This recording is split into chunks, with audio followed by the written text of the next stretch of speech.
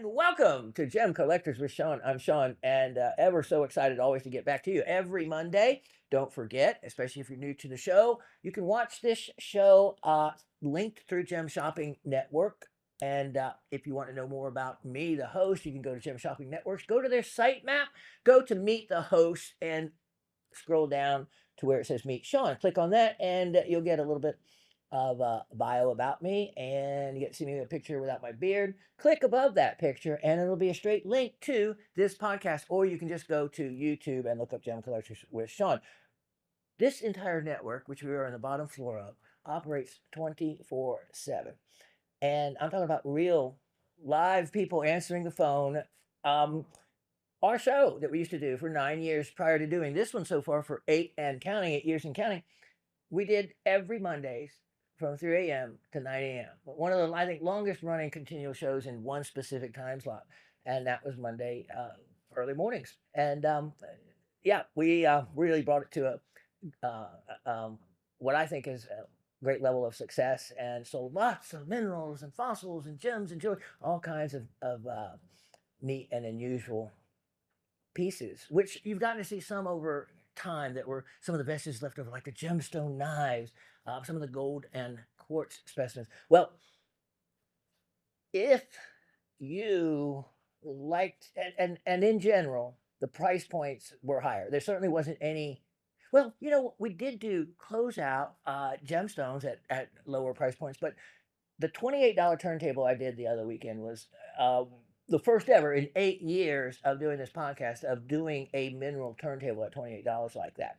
So there's often the only way I can create that many in that price range if I take a $38 item and mark it down or higher up than that. So that's how I did that. So I don't know how often I'll be able to do that. So what I am saying is, if you did not see last weekend's show, you can still watch it because the shows are archived. You can go and watch it, and the inventory from it'll be the last previous two shows plus this show will be still what we call on memo, meaning available for your purchase. So you can watch last week's show, and off that $28 turntable, pick the items that you like or may like, and you can sit there with the wonderful sales rep and ask what, you know, give them your item number, and they'll tell you either, oh, that's already sold, or no, that's available. And go through your wish list, your favorite to your other choices. And because to create that turntable, it was taking higher price items, marking it down because I wanted to be worthwhile, be something special, and you to enjoy it. It does sound like Miss Cindy in Pennsylvania liked it, which I appreciate hearing. And so I would recommend, if you want a really fun, well-priced turntable that you're not going to get to see because I don't have enough to even put another one together, watch last week's show. Now starts today's with some comments that we have. And we have a lot of new items you've never seen before and a little bit of everything. So let's get going. Now, a comment from last week that I had intended to read, but somehow it didn't make it to my sheet, was from Miss Barb. And I like what she had to say. It was really relative. So remember, I had referenced how many, a whole lot of people getting killed in the turnover of a volcanic lake in Africa. And she provided some additional details to that, which, as horrifying as the event was, because it killed a lot of people, it is also, though, geology. And it's geology that we need to be aware of. Because if you don't follow like regular science articles, like I subscribe to Live Science, I think I get something from them every day, but I get to keep up with kind of new things they find, and they're often very geologically related, like a third hotspot being found out in Yellowstone National Park, meaning you know that's the big one. That's going to be the big one. If you've ever seen Woody Harrelson in 2012. Oh, talk about a wonderful disaster movie. Probably one of our favorites. And it's got a little bit of everything, um, meaning a little bit of the comedy side. And there is a very real side to it. You can look at something like that because what happens is Yellowstone explodes, okay? Which, of course, is predicted to happen. It is the same thing that's happening underneath Yellowstone, is the same thing that is creating the Hawaiian island chain. And it's a hot spot. And what it is it's the tectonic plates, in other words, Earth moving over this spot. So that's why you get these chain or series of um, volcanoes. And, one goes extinct and then another becomes active as the Earth moves over these particular spots that are thinner, or places that the magma is closer to the surface. Well, another one of these places is Yellowstone. And there's not too many actually around the world. So, by the earthquakes and all, they follow that. And as having been to Mount St. Helens, which exploded, I believe, in 1980, in only three, or whatever it was, I was there only 3 years after it had occurred. Remember, I told you the story how yeah, I was the weirdo by shipping back pumice, which, of course, at the time, there was miles of pumice, feet deep. And here I'm sending back a little box. I still have it, Mount St. Helens. So I got to see the explosion, and in geological time, only a few years after the event happening, it was like it had just happened the week prior by way of the devastation. And when you see a force like that, so powerful, I wouldn't want to be near something exploding. Long dormant volcanoes aren't always dormant. It's just you don't see the activity, like, let's say, underneath the bottom of a lake, where there is still maybe hot magmatic activity at the base, at the bottom, creating gases and things you don't know about. They create different chemical reactions in the water. So let's read and see what Miss Barb has to say about it. That was a fun show with wide-ranging topics and lots of second chances. This would be show before last she's referencing. Regarding some trigons, the concave innies of the crystal world are usually described as being hoppered. Hope you enjoyed the photo of trigons on the Romanian sphalerite. I did, and yep, we had talked about this on the sphalerite. We're going to actually look at another sphalerite today. On colorless mineral, about the only one you missed was garnet, a clear grossular called leucogarnet. Wasn't trying to remember them all, but the leucogarnet is a good one to remember, because those of you who collect garnets, and I remember a couple of you requested that I offer some leucogarnets, because remember many years ago I had that large batch of Tanzanian hessonite garnet, and hessonite being a type of grossular, right? So when I first had it, it was rough. I had this huge bag of rough, and I tumbled it so I could really see what was there. And wow, of course, it was really high grade, fasting quality, and I still have some to offer. I was offering 50-carat bags of the material. But prior to that, after I tumbled it so I could see the color of it, I actually had two bags. I had one batch that was more of a darker, maybe a cinnamon color, another batch that was more of a yellow grossular.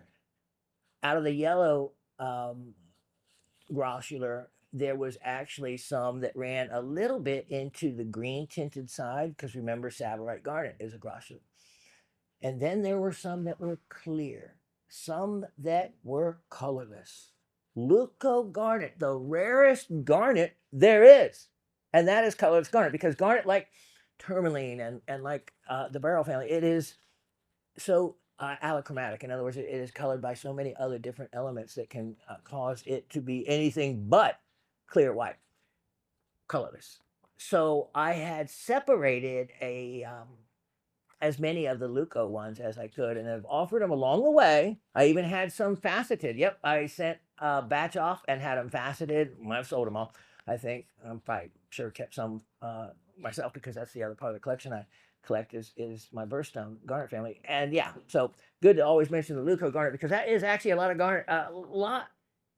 One of the names that you don't hear mentioned too often. So yeah, leucogarnet is referencing what the only colorless garnet, the variety that it actually is belongs to the grossular family that is colorless. In other words, you don't have, it wouldn't make sense, would it? A colorless almandine or anything like that.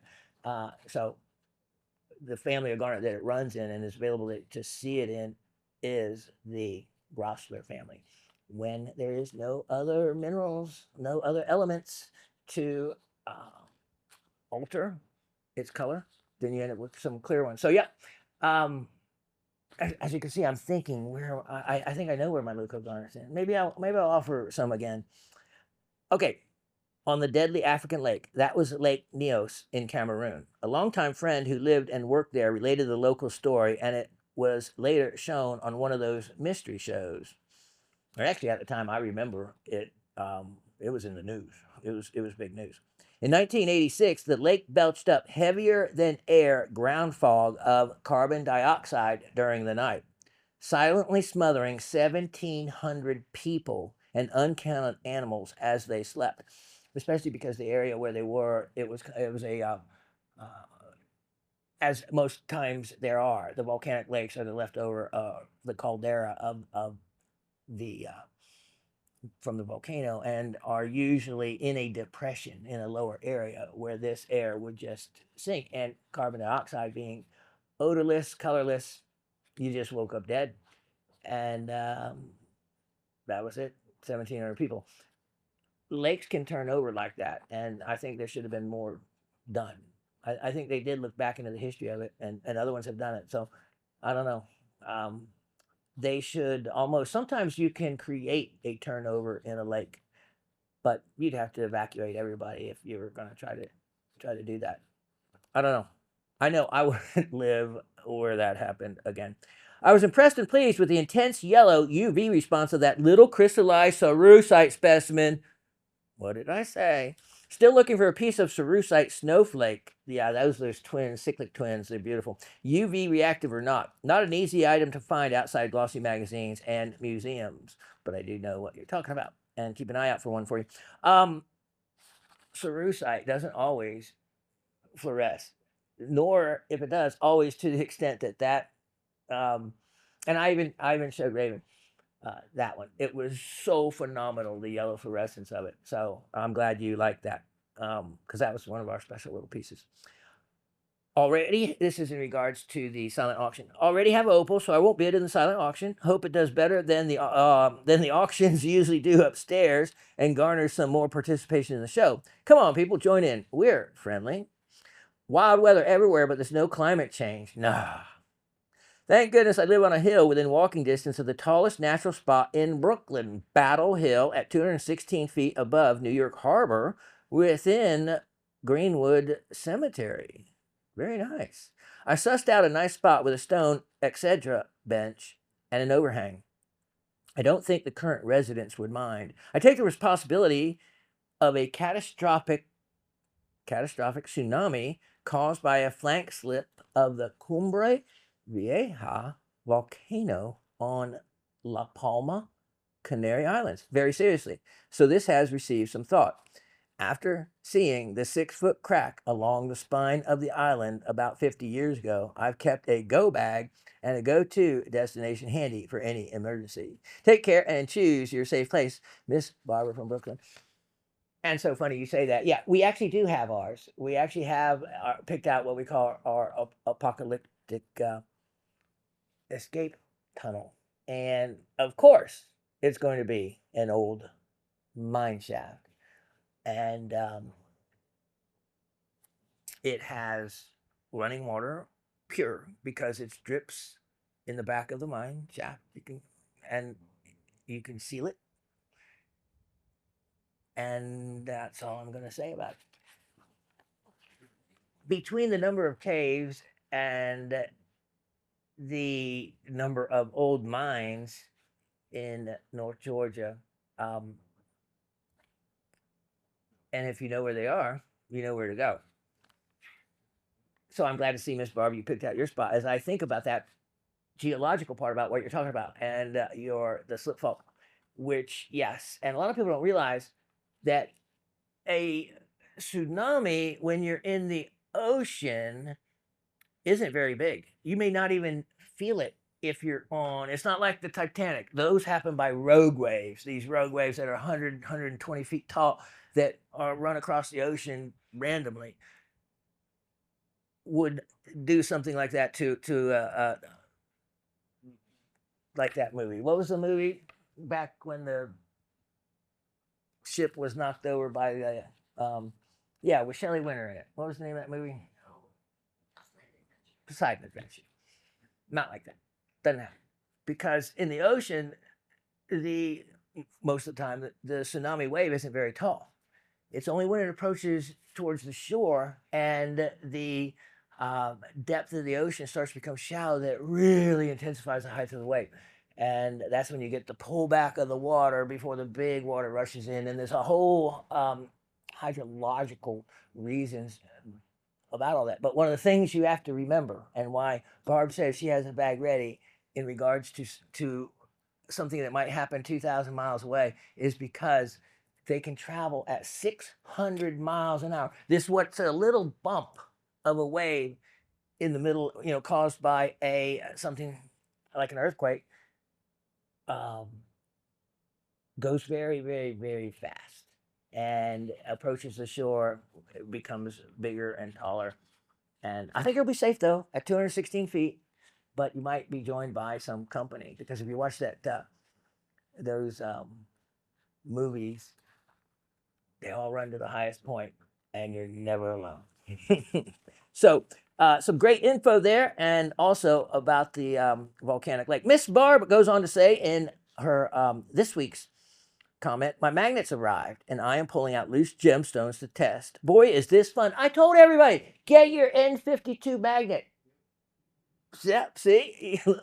Latif said the same thing. You cannot imagine how useful you will find this magnet. And not only just for the gemological side, but I actually used a real powerful magnet to be able to pull an item I was trying. I could not have gotten it any other way. And I used this magnet to be able to pull it out and around from my tweezers couldn't get it from a place I couldn't have. But boy, those magnets are very, very neat, handy, cool. And so we'll read on. Picking up almandines and spessartines, because remember, iron, not all iron, like iron in pyrite, it's not magnetic.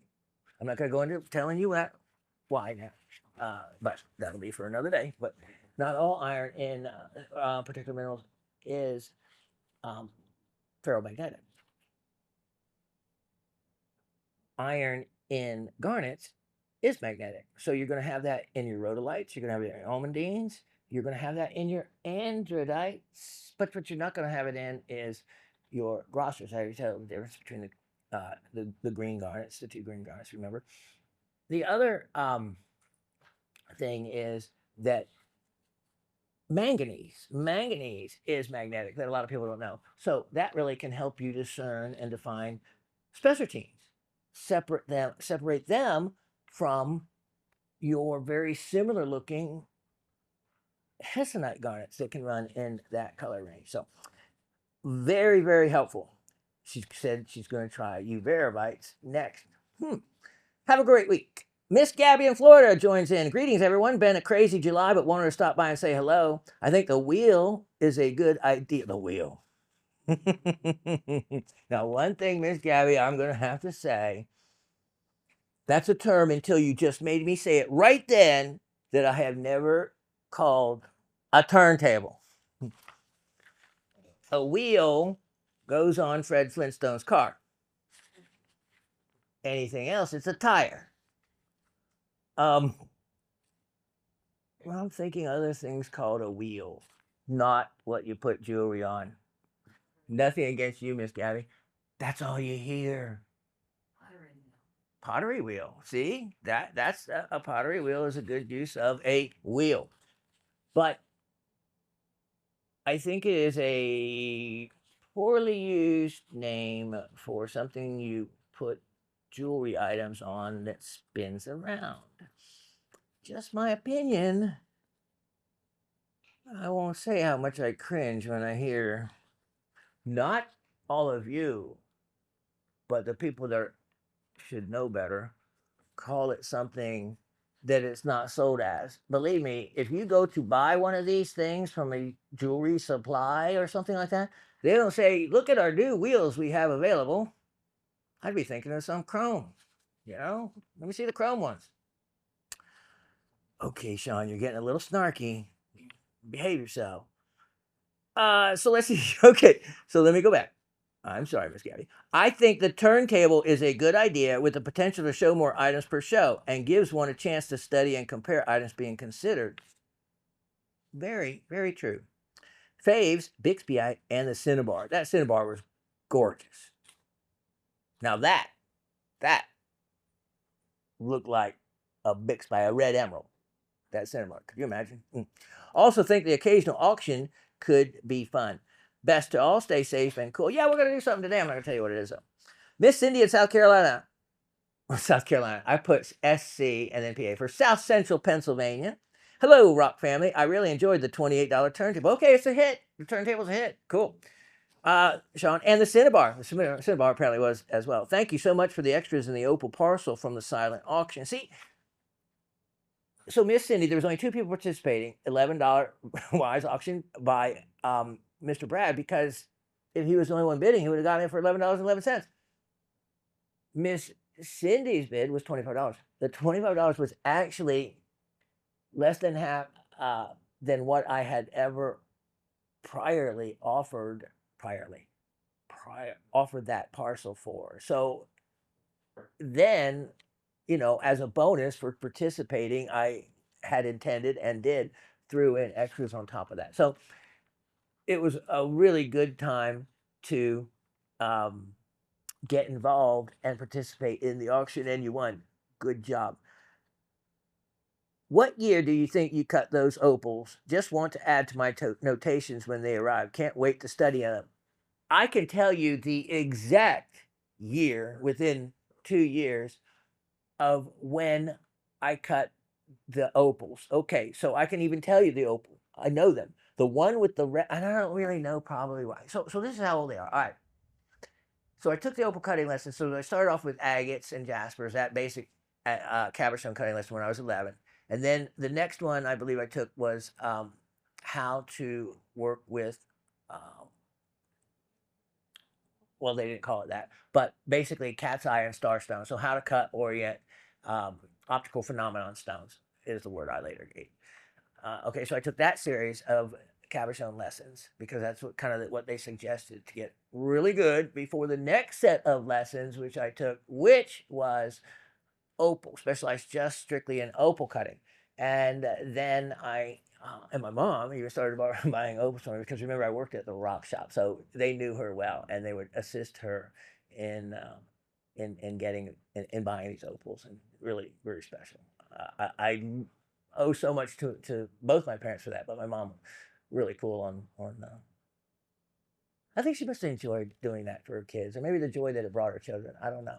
Special mom. I'm one of 6 children, and we always said, all of us, we feel like we were brought up an only child. I don't know how both my working parents were able to divide up their time to where we all felt like we had all of our parents' time and interest that that we wanted or needed. Never would complain about that. But we also were one of the last families I remember every night sit down dinner. 3 kids on each side, a parent on each end. I think there's something to be said for that. Something has been lost. So yes, when I cut those opals and those particular ones, especially the red flash one, I was 15 years old at that point. So I had started getting into faceting, but it was still on the tail end. So it was between the time I was 14 and 15. So that would be 1975 to 1976. Most likely, I had my stuff set up in the garage, and my inside desk I shared in my dad's office because he worked out of the house, but my cutting material out there. So I would be able to date it by figure out what part of the year, if it was in any other place but Florida, due to how cold the garage would be, right? But in Sarasota, Florida, you could cut year round in the garage and it wouldn't be no big deal. So anyway, it was those years between around 1970, 75. So I would have been, 14, 75 to 76. The tumbled ones followed right after that. So the tumbled Cooper feeding material ones, I did some pre-grinding on them down to a point that I thought I could tumble them, and I think some of them I had intended to create doublets out of. The red one, either way, I was going to see how it looked as a cabochon, and you can see I could only put a really slight dome to it because I would have polished through the red layer. It would actually be amazing doublet for that red on black across that whole face, but I'll never know.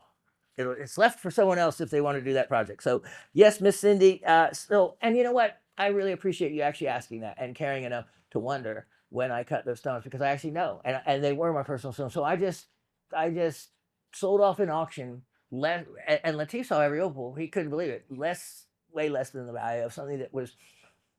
There's a personal energy involved. Believe me, my son's birthstone is opal. My mom's birthstone is opal, and those were from the time. My mom may even bought that parcel of some of them. Yeah. Okay, so before I try right here now, let's go on to the rest of Miss Cindy's comment. Sounds like you have a house full of fun with extra humans and critters. I have one black lab, King Ragnar from the Vikings.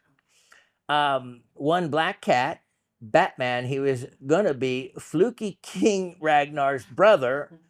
You hear Raven laughing. She knows what you're talking about and saying. Okay, her daughter and her now son-in-law, we're to say, they're really into Vikings and everything about Vikings, and so I have a feeling that she knows far more about all that than. And I don't just mean Viking, the historical scientific side. I mean Viking, including the whatever you're referring to, that that type of type of Viking environment as well. Don't know quite how to say. You know what? I'm feeling old right now. Yeah, because I don't know Fluky King Ragnar. No, but he looked more like a bat, and he has 6 toes on his front paws. Aw, how cool! Crazy cat woman / witch is considered a compliment in my world. Till next week. Cindy in South Central Pennsylvania. Wait, exactly. That same thing with the Raven. As you can know by her name, that is exactly what she would align with the witch side. And there's nothing wrong with that.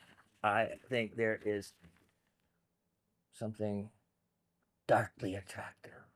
Or maybe it was just when I saw Fleetwood Mac and saw Stevie Nicks with the fan blowing in her black white robe doing Rihanna. Yeah, that's Stevie Nicks. Okay, let's get on with the show. How about that? So you know what? Let's go to the first item of the show. The first item of the show is going to be, there's no winner to be announced or anything. Item number 1283625. And yeah. Let me see. Oh, okay. Hold on. That would be 1283625. Did that work? Okay. Let me get my computer started back up, and we may want to do the license.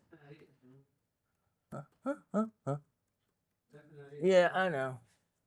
I'm sorry. We will feature this beautiful gem right against the white. Okay, let me loop this. Oh, that's the old item number. I'm sorry, you're right. 1, 2. What in the world have I done? Let's see. 1, 2, 8. Hold on. Let me look on the back of here.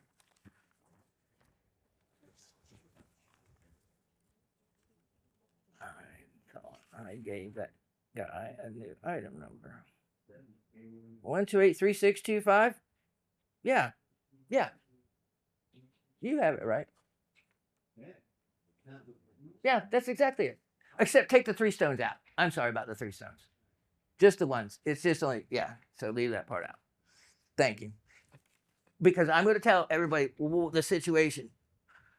This, if you remember, was one of the 3 sapphire crystals from Sri Lanka. And now that you saw the color against the white, which I wanted you to see, so that you can see just exactly how pink that is. That is a beautifully pink, and it has a little bit of an orange tint to the pink at one end. But what is super dynamic about this, and that's what I was telling you, is if we could only show it by way of the camera, because it's ultraviolet light's difficult for it to pick up. This has probably the strongest orange-red fluorescence I have ever seen in anything, whether it's a calcite, you name it. This fluorescence is off the chart, off the chart. Now, you can see from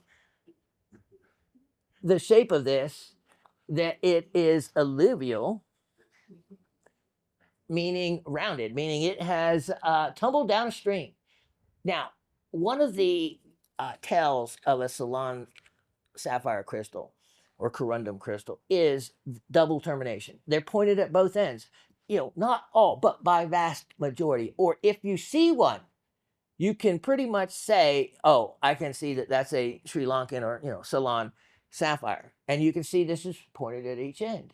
It's only been rounded a little bit. Now, the other thing about this, if you cut in a window into this stone, you would see that there is a very strong transparency. In other words, it's in a facet grade type of quality. So put it against there to give you another idea of the color. And look at the size of that. Look at the size of that. So now, everybody, the only thing I require you to learn, remember, for the metric world is a couple things. How many millimeters to an inch? 25.4. Just round it. Just think 25 if you want to keep it simple for yourself. So when we put up a millimeter size, that one happens to be 18 by 7. You'll know relatively how big 18 millimeters is, okay? So if there's 25 millimeters to an inch, then roughly, 6 millimeters to a quarter inch. 18 millimeters, 3/4 of an inch long, 7 millimeters wide on that. So it has a nice width. This would facet a pink sapphire, unheated. This is completely natural. There was only one stone in this parcel now, not the 3 anymore. And the carat weight is 7.03 carat on just this one. And it even comes with background music, as you can see. So, 7.03 carat, 18 by 7 millimeters long. And this is so rare because if you really want to get the band struck up, there's only one of these that will create music for you. Oh, hello there, Mr. Chuck. Has joined us on camera. All right, fluorescent orange red, mind-blowing orange red, incredible clarity, super rare color. If you go and get specimens, if you look on them online or whatnot, they're going to be smaller. They're not going to be pink. That's just it. They'll be a blue or two-tone blue clear. They will not be as attractive, and they will not be as desirable, and they certainly won't be pink.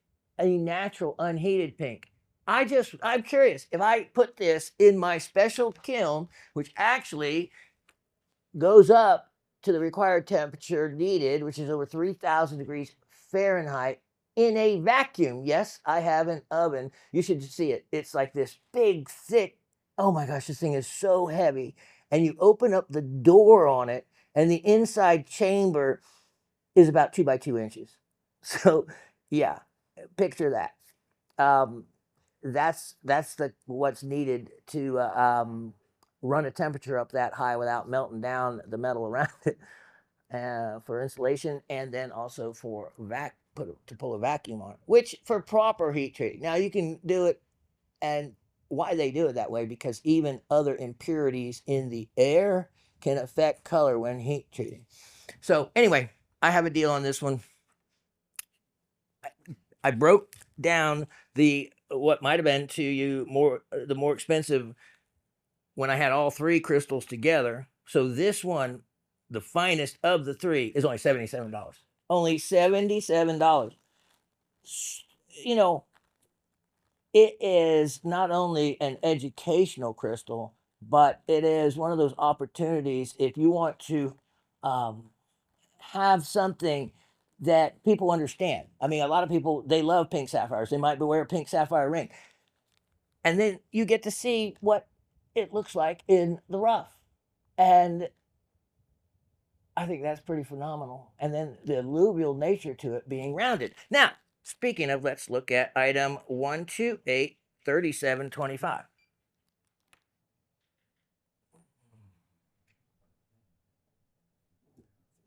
And with that one, you're going to see a different Ceylon sapphire altogether. So let me get that one out, put that one up, and I'll be right back. Okay, so this was another one.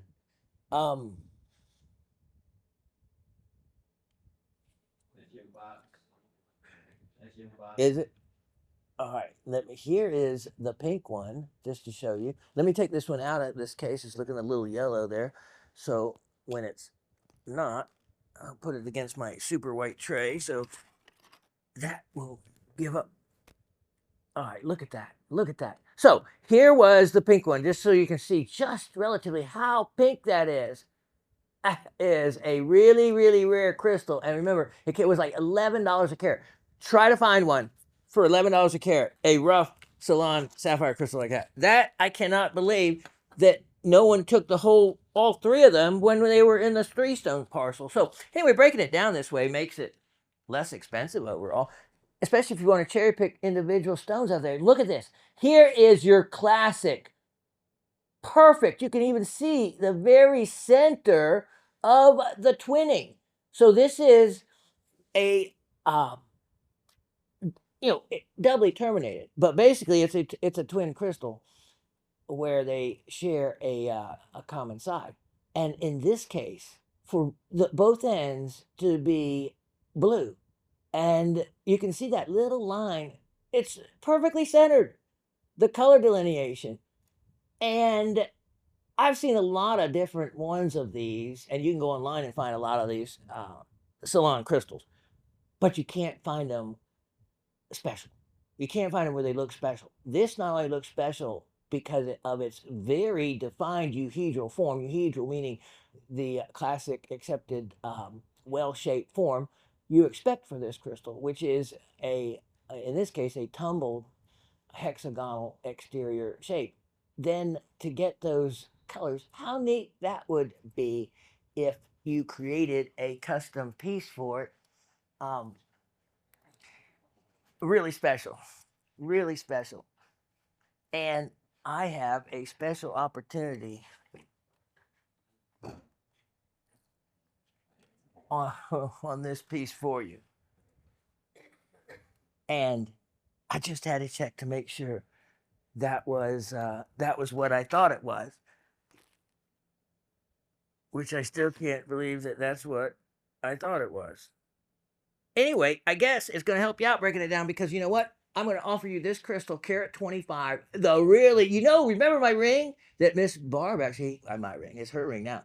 That ring I wore for so long, that was the cabochon with that perfect diagonal clear area between the two blue ends.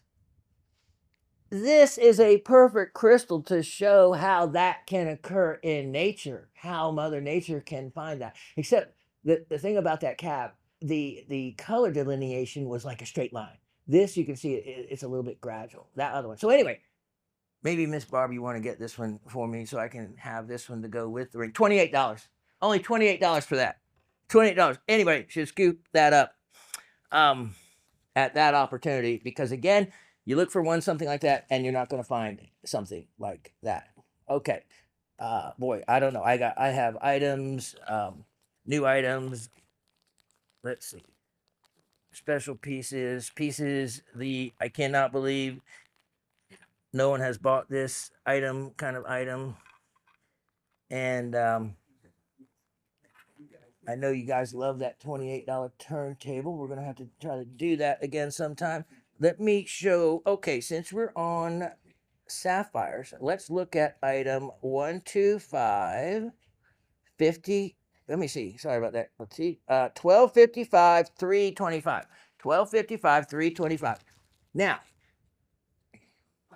look at this. Okay, so what we have here. Wow, look at that. That gives you an idea. Again, for size reference, here is a 1.25 carat Ceylon stone. What do we have in these big sapphires? We'll remove this one from the scene. And now let's take a look. Take a look. And what we have, a black sapphire. Now, you see that sheen when that's turned, you see how golden that is. How many times have you seen black star sapphires and the star be a golden color star? And that, yeah, that occurs. You have silver stars, you have the golden stars that can show up as well, and this is what they look like. So when you see that sheen come across there, there is a good chance that if this was oriented properly, you see how it comes through back on this other side, that would cut a star sapphire. And it is really showy as a example of a piece of rough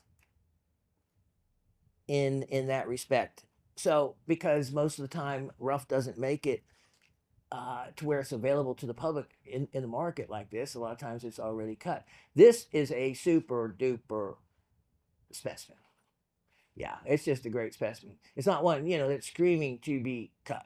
It's just one that, because of that chatoyant play that you see, makes for a great educational stone, an edu-crystal. Now, let's look at this. Now, remember, this is Australian. I think just follow me up here if you could there, Chuck, and let's see what we have. Let's see. There we go again. Again, this sapphire, it is not a party color. In other words, so many Australian sapphires have those multiple greens or yellows in them. This one, you can see, has fantastic, rich color blue that when cut right, and you can see that looks like, and I didn't do that, that face has already been ground down on a lap, someone investigating it. So this one absolutely could cut a stone, and if nothing else, it is again an educational piece that you can use.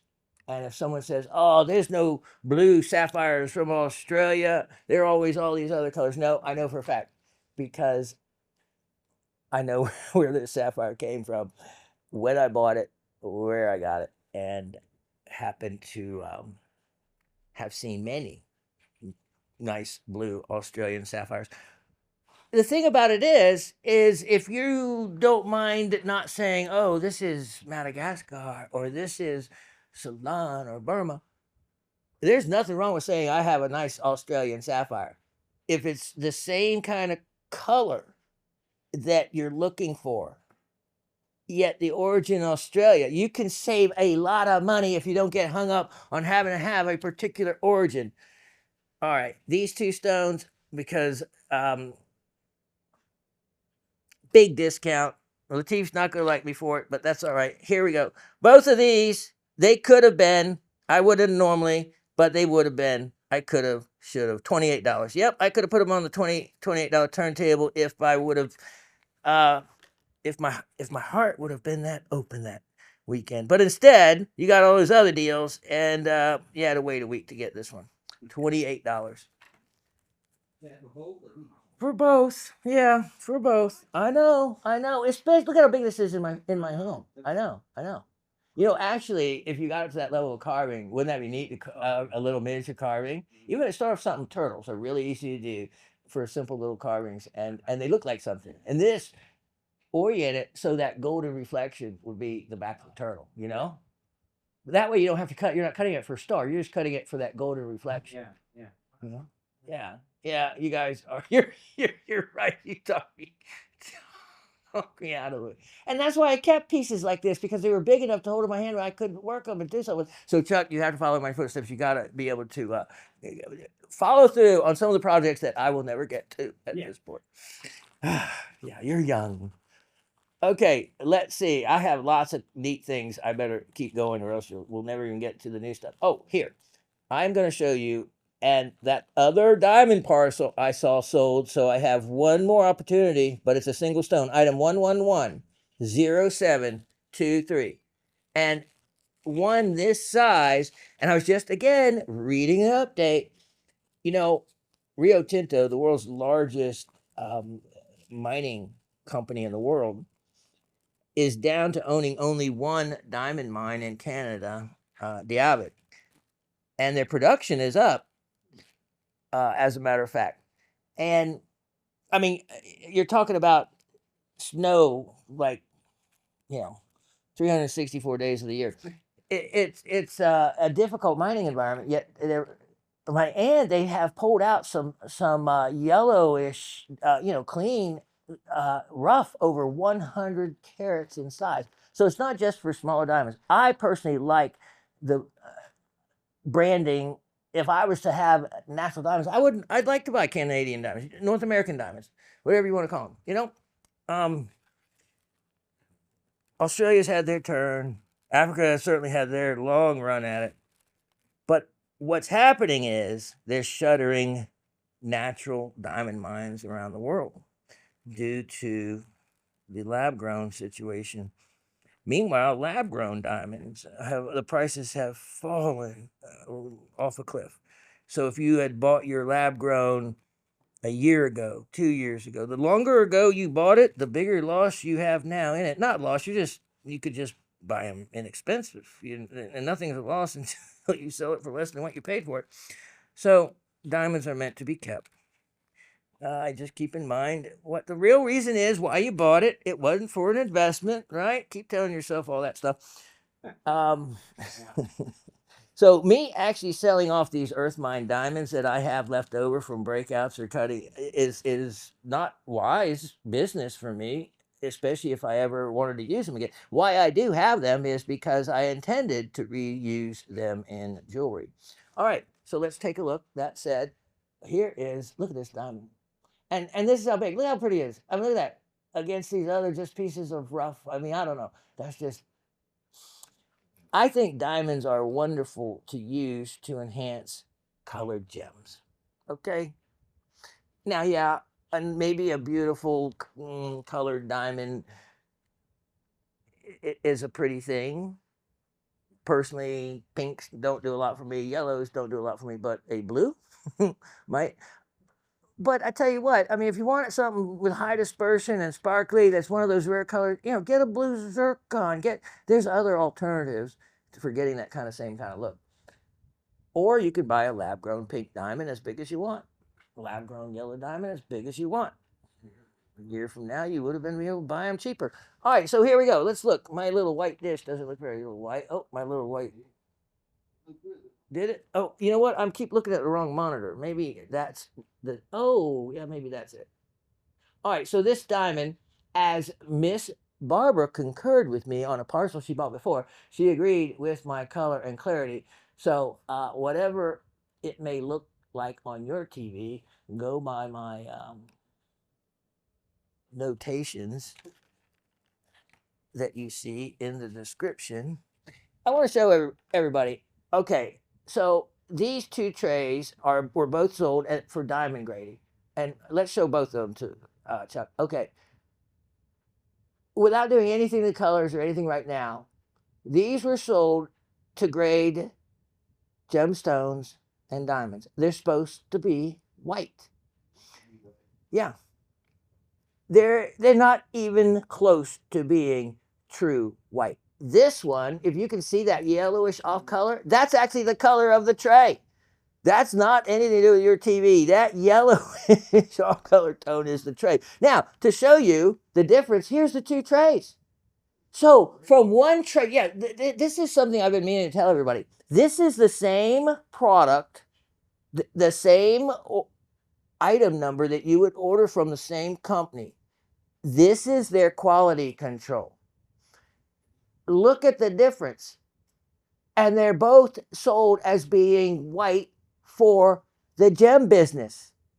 So I'm sorry, if you have something that has a little tint of color to it, I don't care how your stone is cut. It is going to be reflected, picked up, passed on, absorbed, whatever, in the gemstone you're showing, and it is not going to reveal the actual true color. Now, let's remove this. Since this one looks so white, right? That one looks so white. I wasn't prepared for the next step, but I could show you this tray. And I don't know if you can see it, actually has a super, super, super light tint of a violet to it. It is a, whether you call it violet, really light blue, it's not white either. It's whiter, but it is not a pure white. So keep that in mind, because there are, I can show you the number of ones I have thrown away or used for other purposes because the white wasn't what we needed to do legitimate diamond grading. And it was, we got so frustrated. So we dealt with, this is a big company that a lot of you would know the name of. It's a big jewelry supply company. And we worked with them on color consistency. Okay, so that's fine. If they're going to be off color, I don't know, just make them all the same off color. You pull out a tray and you're trying to sell something, and the client can see you have 4 different trays with 4 different diamonds, and each tray a different color. What in the world is that about? You know? So that's not going to look too professional. Okay, so I'm sorry. I took a moment to show you what is white. It's this. This is another diamond grading tray. And just depending on how your lighting looks, my main thing I want to do is show you the difference between these two. If you can see now, Chuck, can you see the purple, the violet in this one? With a human eye, you can probably see. Yeah, see. Yeah, compared to this. So that is just a lesson in all whites are not the same, as you ladies probably know. All right, so here's a 20-point diamond. It is 1/5 of a carat. It is earth mined. It is the real deal, and it is one that I was just going to use in a piece of jewelry, and instead, I'm offering it for sale. It is in the very white color range, GH, regardless of how it may look to you at home. Price on this, it could be elemental PQ and have inclusion and be worth it, because when stones get to 1/5 of a carat, especially, you know, that they can call them 1/5 of a carat, the price per carat jumps up exponentially. So for what you know, to replace a stone like that in a wholesale, it's like $800 to $1,000 a carat now in the wholesale range. What it would cost me is a $200-$250 range. But why I'm going to sell it for less than that? Because I don't expect I'm going to be needing it, and I'll give someone a wonderful break. There is a little natural, my notes say, a little natural on the edge of the girdle. Now, a natural, it's also, so this can be used for educational tool. It's so small that we wouldn't be able to show it to you even with magnification. But a natural is an original portion of the crystal that is often left and aligned with the girdle to where it can be hidden. It's not a chip, it's not a nick, it's just a part of the original crystal face, and why it's called a natural. It's left there because for the cutter to cut that little tiny spot out, it would cause the stone to drop below 20 points. Therefore, it can't be sold as a fifth of a carat, and therefore the price per carat is much less. Even at 19 points, whether it's 19 points or 20 points, there is a price difference to hit that mark. So anyway, I have this sale price where it doesn't really matter because I'm a fool. Okay, so make that one $77. Yeah, I know. $77. That's less than 400 a carat. Yeah. Wow. Well, 350 a carat would be 70. Oh my. Okay. Well, I have a couple buyers out there scooping up my diamonds, so I expect that one to be gone as well. All right. All right. Let me get going. I got some neat items here. Item 125 5225. 125 5225. All right. This is either for you collectors or for you cutters. And against this white background, it is a good use of it so that you can see exactly the color range. Like, yeah, you got that. Yeah, look at that. Peach morganite. And this is morganite that hasn't been treated. Yep. Yep. Sorry to tell you, but morganites that you often see have been had a little treatments done to them. This, real deal. Look at that. Facet grade quality. I know. Facet grade quality. And see, I have great aspirations for you, Chuck, because I can see you taking this and carving it even into something very basic or something very simple. I'm thinking, I like little animal, like a penguin. Something very basic and simple. Yet you, when you see it, you say, "Oh, that's a penguin." You can even do portions of the animal and make like the rest of it is the native rock that they're part of. So anyway, you need to follow through on all the things I never got to do. This is a facet grade quality piece. Look at that. Look at that. And that's the real color. That's the real color. Here, let me show it. There you go. There you go. Wow. Why I'm selling it. I even know the mine it's from. Facet grade, untreated. What more can you want? All right, all that and sale priced $24. Yeah, I know. $24. If any of you are cutters out there, and have you ever tried to buy faceting rough that cuts something, well, morganite of that quality and priced how much a carat it costs? You'd say, I can buy the rough stone would cost that much. Yeah, that's because they know what the finished piece of rough will cut by way of a value in a finished gem. So they're not going to just give away money. Oftentimes the rough is factored at a cost that they would pretty much end up in. In other words, when you factor in the weight loss they would experience, the cost of the cutting, and yeah, you would. But when you cut your own gem, it makes for a different experience, and you have something that's yours in your own design and cut. So that's always something desirable to have. But as one who knows how hard it is and expensive it is, when you go to find and you say, I want to find some rough morganite and cut it, good luck. Watch what you have to pay in the market for something like that. And you look at this at a price of $24 for 20, just over $1 a carat. And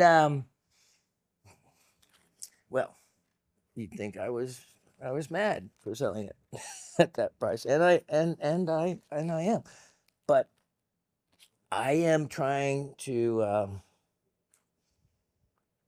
prep the deck for some goodies. But until then, I need for everyone to take advantage of these indeed sale priced items. Item 128 4125. 128 4125. What I'm getting ready to show you is another one of my little gems I've had tucked away, and I have used it for my own educational purposes early on when Tanzanian spinel was really hitting the market, the Mahenge material, the all the different color material spinels that were coming out of Tanzania. Well, at the time, I also had a lot of spinels from Burma, and until I could discern from color and inclusions, I kept a series of both of those stones. There is a distinct color difference between a Burma spinel that is of similar color and the Tanzanian spinel. Take a look at this color and look at it well. The blue color range, I always like to compare this to a gemstone I have because, you know, these both are natural colors. This spinel, no treatments done to it. And look at those colors. Straight from Mother Nature, unadulterated. The faceted one, of course, altered by man. Look at that stone. So you can see, depending on the angle of light reflected off the stone, the different colors. Sometimes blue, sometimes a little bit of violet, sometimes a little blue gray. Those subtleties are different than a Burma stone. Look how clean that is. Look at how clean. Nice, nice, clean gem. Old stone. This is decades old. Back in the early part of the Tanzanian spinel discoveries. So those of you that have a spinel of a similar color from somewhere else, you may want to add this one to your collection for a stone of reference, especially when you can pick it up for and this is the other thing. So, and cutters shoot for this mark, 2.02 carat. So if he had a boss and his boss was, you know, trying to evaluate the cutter on his expertise, and this stone wound up at a carat 99, it would be a mark against him. And even though the market doesn't discern that much of a price jump, whether in spinel, in this color, whether it's a carat 99 or a 2 carat, it is a much stronger selling point psychologically and in every other manner for it to be a 2 carat plus versus carat 99.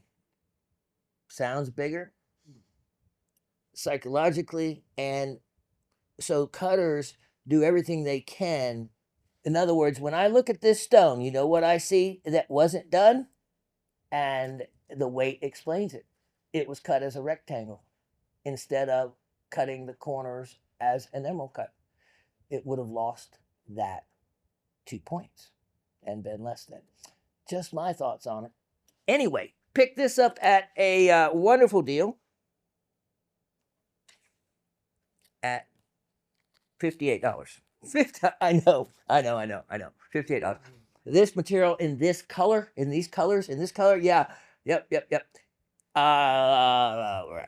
100 a carat would be a deal, 200 a carat. And they know that. They see these prices. They see what they're actually selling for in the market, and what people are willing to pay for. And these two guys in front of me right here, Chuck and Lateef, on camera and in production, here and see it all the time. And that's why you hear them with their exclamations that, you know, I don't solicit. It is truly random jaw dropping when they see, how can you, or why are you selling it? You know, right. So it comes out in a gasp. And I don't blame them. They know what they've seen what they sell for. So when I come up with something like that inexpensive, if some of the other people knew how competitive I am down here, if you want to use that word very loosely, they would ask the same thing. Maybe they would better ask, why are you selling it? Or what are you trying to do? But unfortunately, everybody, I don't have like a lot of these I can do for those prices. So if you really want a deal, you have to take advantage of it now, or you snooze, you lose, and all those other sayings would be completely true. Um, okay, let me put some here and put this way there and come up with the next goodie I have to show you. And oh yes, okay. Let's talk about vacancy, and we're going to need some fancy camera work here. Vacancy dominant tourmaline. Item 1284526. As soon as I say that word, if you had been watching us over the last month, yes, sir, that number, let me see that 1284525. Okay. Vacancy dominant tourmaline. It is a type of tourmaline that is different for missing elements it's supposed to have. Let me show you. That type of tourmaline is called foytite. Yeah. Let's see. And indigo. Yep, that's it. Okay, foytite. I have had and have kept these two special crystals until there was some of you out there from my past presentation of a incredible foytite and aqua specimen. Some of the very well learned experts in the little geek group, as they're called, did some deep dive photographs and investigation into foytite after I had mentioned it. And yeah, sure enough.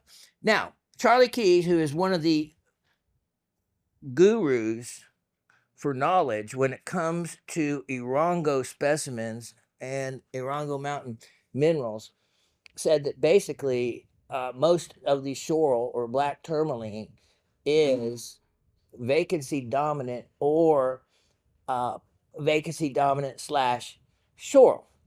Now, one of the ways you can, technically it takes specialized equipment to to be able to discern exactly for certain what it is, whether it's foytite or just a shoral.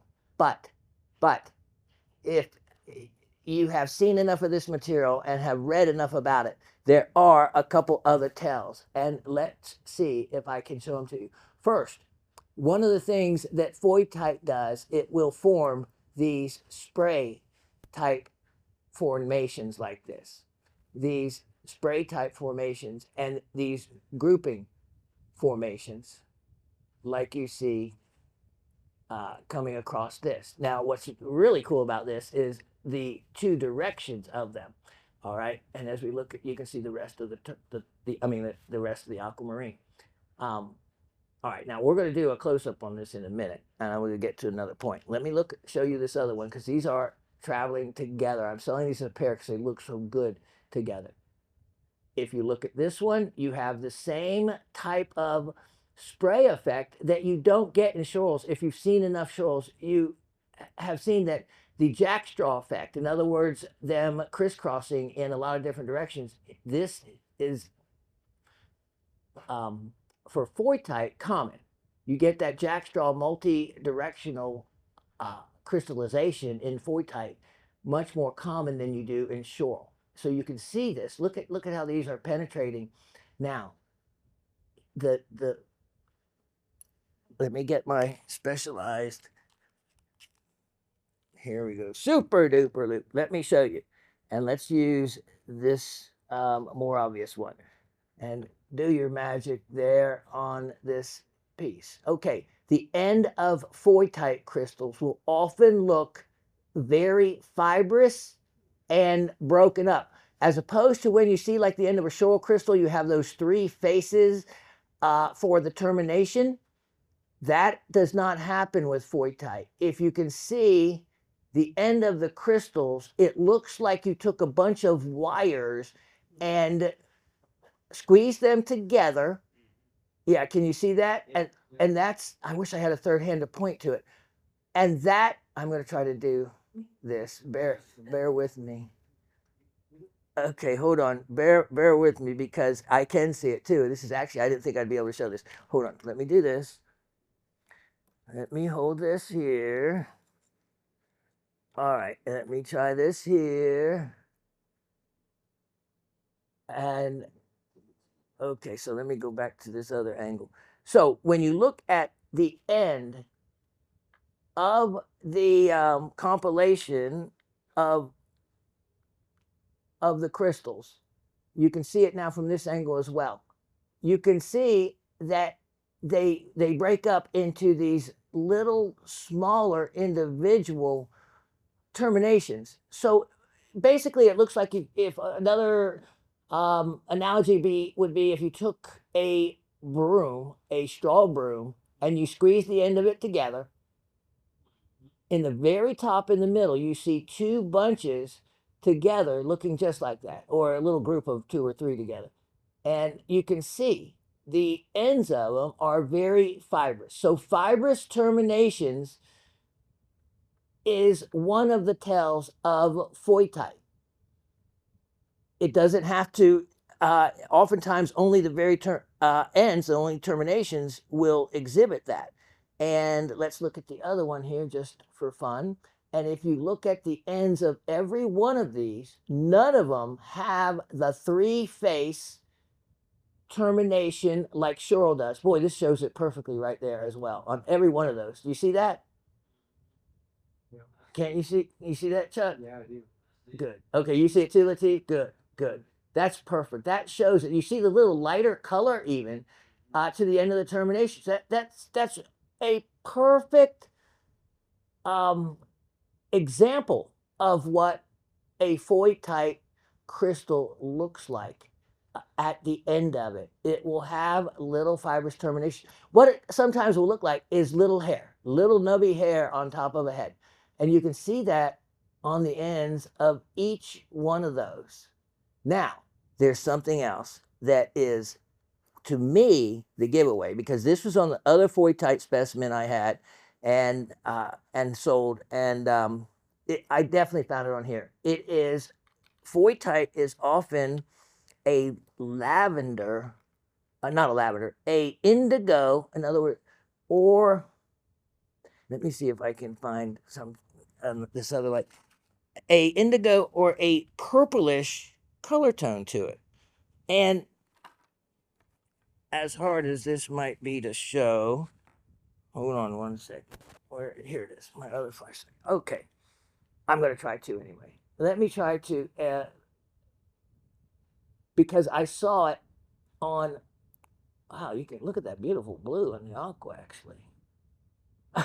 I'm getting distracted. I have all my tools up here. Okay.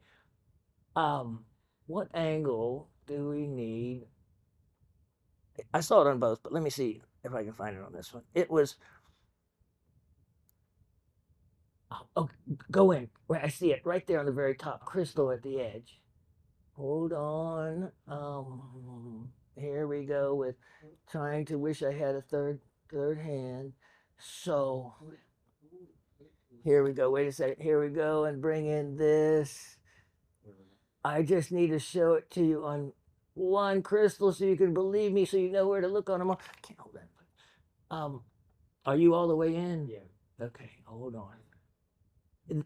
This is why it takes, and to do mineral cataloging and discovery, this is when you get a specimen. You just don't take it out of the box and you put it on the shelf. No, you look at it under every possible angle and light, and to learn and discover from these pieces. And I just wanted to show it once so you could believe me. I know you do, but you know what to pick. I love to educate, and so I have. Are these the No, I have that's on another piece. Okay, let me just look real quick. God, look at that blue on those. That is spectacular. It's worth it to see the blue. I'm focused on something else, and meanwhile, there's probably a facet grade, you know, Santa Maria color blue in that crystal. All right. Well, everyone take my word for it. There, along the side of these, you look with the lighting, and they're indigo. Many crystals have an indigo look to them, or a purple color, and that is the color assigned to um, fortite. So if you want a really rare vacancy dominant, meaning if you look at the chemical structure, the place that is supposed to be where sodium is or some other elements, it's vacant. So it's really cool. So look at these. I think the crystallization is amazing. And these are two really special pieces that I'm selling together. And opportunity on this, it is indeed, because I do not think I have any other real fortite specimens that would be so well defined as fortite as these two. I am offering both of them for only $88. $88 on those. All right, let me put those away, and I'll be back in just a moment. Never have I ever had a specimen like this to offer. And wow. Okay, so it should have been one of those things where I made you think about what it was first before showing you. And wonder how many of you would have figured it out. I think a lot of you would have, because you have seen before malachite's ability to pseudomorph azurite. In other words, malachite replacing azurite. So when you get to see some of these funky crystals sometimes that malachite, doesn't form in, that's because it's pseudomorphed. And just like, except it can occur in different ways, like something can become petrified, and altered. Mother Nature alters its own self. Oftentimes in areas where there's halite, salt, you have a salt crystal, something grows over the salt crystal, then water comes along, dissolves out the salt crystal, and leaves what we call a cast, a hollow cast of what the new crystal formed around, oftentimes calcite or something like that. So all kinds of different ways minerals can replace each other. This is one of the most expensive ways. Boy, the bidding market, the mineral market, the auction market loves azurite crystals. They love them no matter where they're from. This, I couldn't tell you where it was attached from. I don't have the word floater because I ran out of room in the description, but it certainly could be a floater. In other words, formed within the pocket without being attached to the wall. Now let's look at some of the highlights here to this piece. Let me just use my regular 10 power loop and look at some of these items. Like this particular crystal here is standing out to me. Look at that. Look at that color. That's why the word azure is used in so many different ways for color. Azurite, azure seas.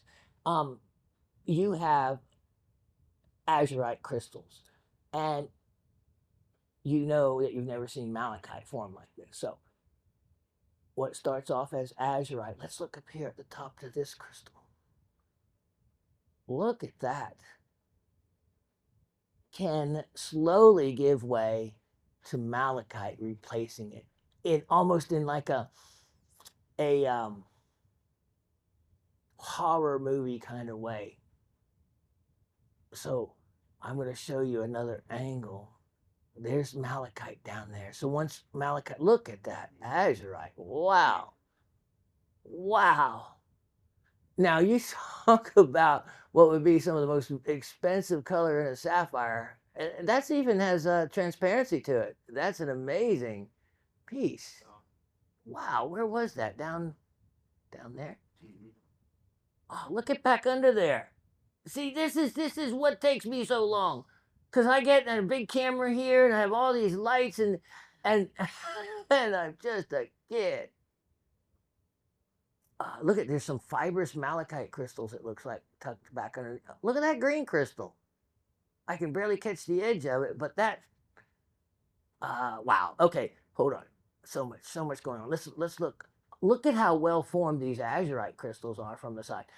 They may have a little limonite mixed in with some, but that's often very common. You see that in the best of specimens. Let's look at some of this blue.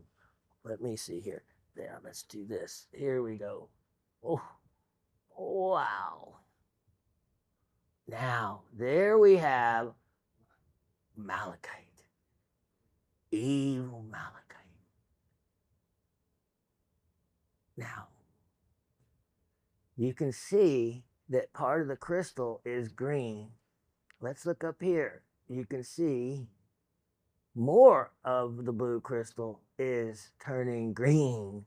That is where the malachite is replacing it. But there's a favorite crystal I have. Let me find it on here. And it is a really cool example. Look at this whole piece. Wow, look at these back here. These are just beautiful azurite crystals in general. And then let's look at, look at that green. Yeah, I'd say that's malachite. You always have to watch. There are many other greens and blue minerals that can form with these, and they not be what we think they are. Okay. Let me look at that blue down in there. These, I'm just going to say, specimens are not inexpensive. The azurite ones like this come up in auction. You could have people that bid the price up to $1,000 range. Or more. It's really crazy. You can see this is a large specimen. Now you see the limonite. I have not. This could go to a specimen preparer, and probably the majority of all that could be removed with proper specimen preparation. And so when you see these specimens, oftentimes that are so perfectly clean, they started off looking like this oftentimes, and then money is spent, enhanced, and of course then the price goes up um, to clean them up to that to, to that level. What's that? Okay, yep. Well, let me just do this. Is that better? Yep. Thank you. Now there is, and I have. Let me see. There's a special crystal on here, and as I look for it, you can look at. Let me put the light a little bit different. Okay. It is. I probably should just look at the specimen instead of looking at the camera. Um, I have not had a pseudomorph or quasi pseudomorph because this is only a little portion of it. Has here it is. Here it is. I found it. All right. What we're going to be looking at here. This, when you see these, only time I've never owned one that actually looks like this, but I've seen them. All right, we're looking at what is going to be this crystal. So when I get the light on it right, you're going to see that the crystal looks just normal, except halfway. Let me get my left and right hand in the places they need to be. And let's look at this. Look at how you have the crystal in its entirety, except part of it is blue and part of it is green. Look at the termination, the top of that crystal, that intense transparency and color blue. And then let me show you coming down the crystal, you see the light reflecting from there. So let me see if I can get that for you. And you can see that the malachite is just working its way up the crystal, replacing it as it goes. It's like a parasite. Look at that. There's another crystal next to it that is being replaced. And so on. So you can see just how nicely formed they are. Look at this large. These are large azurite crystals, seldom seen in this size. If this had a origin of Sumed mine, yeah, in Namibia, you'd be talking about thousands. They go for gigantic money. I'm surprised every time I see them. So if you want what would be equivalent to, let's say, a poor man's version, yet still an extremely, extremely fine specimen. Here it is. You can see the tweezers against it, just how large this is. And with the multi crystals in multi directions, it makes it very aesthetically attractive. And also, there's potential for the improvement upon it if you want to sit there with your optivisor magnifier on and take something as simple as a pin and just pick away at that limonite after taking a child's toothbrush and softly brushing it.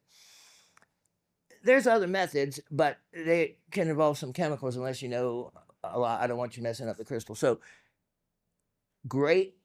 Let me just say this. There's a lot of room for improving this crystal if you're a specimen preparer or want to practice on it, because the price isn't so much that it wouldn't be. Price on this is only $178. $178. This is one I had gotten now about 15 years ago. 15, 20 years ago. And the guy had it for a bit. So this came out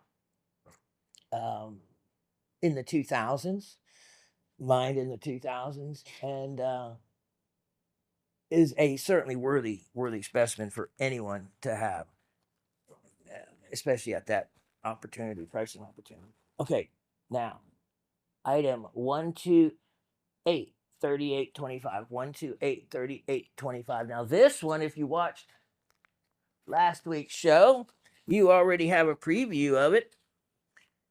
It's that sphalerite. This is the show where you get to buy what you learn about. And there's not too many shows that give you enough information always to let you understand what you're buying. This show does. We assure that you have all the information you need. Look at this. Okay, so this is the one that we were looking for the trigons on and I didn't necessarily find them the way I wanted the way I saw them from home. So if I can remember where I found them again, I'll show them to you. But there are absolute trigons on here. Let's look right here, maybe. And maybe not. There, as I come to find out, okay, remember we were talking about the crystal system and its relationship to trigons. Well, sphalerite is isometric as well. So it seems that trigons like to form in an isometric environment more so than other environments. And here, right there they are, right there. See it? See that triangle right there?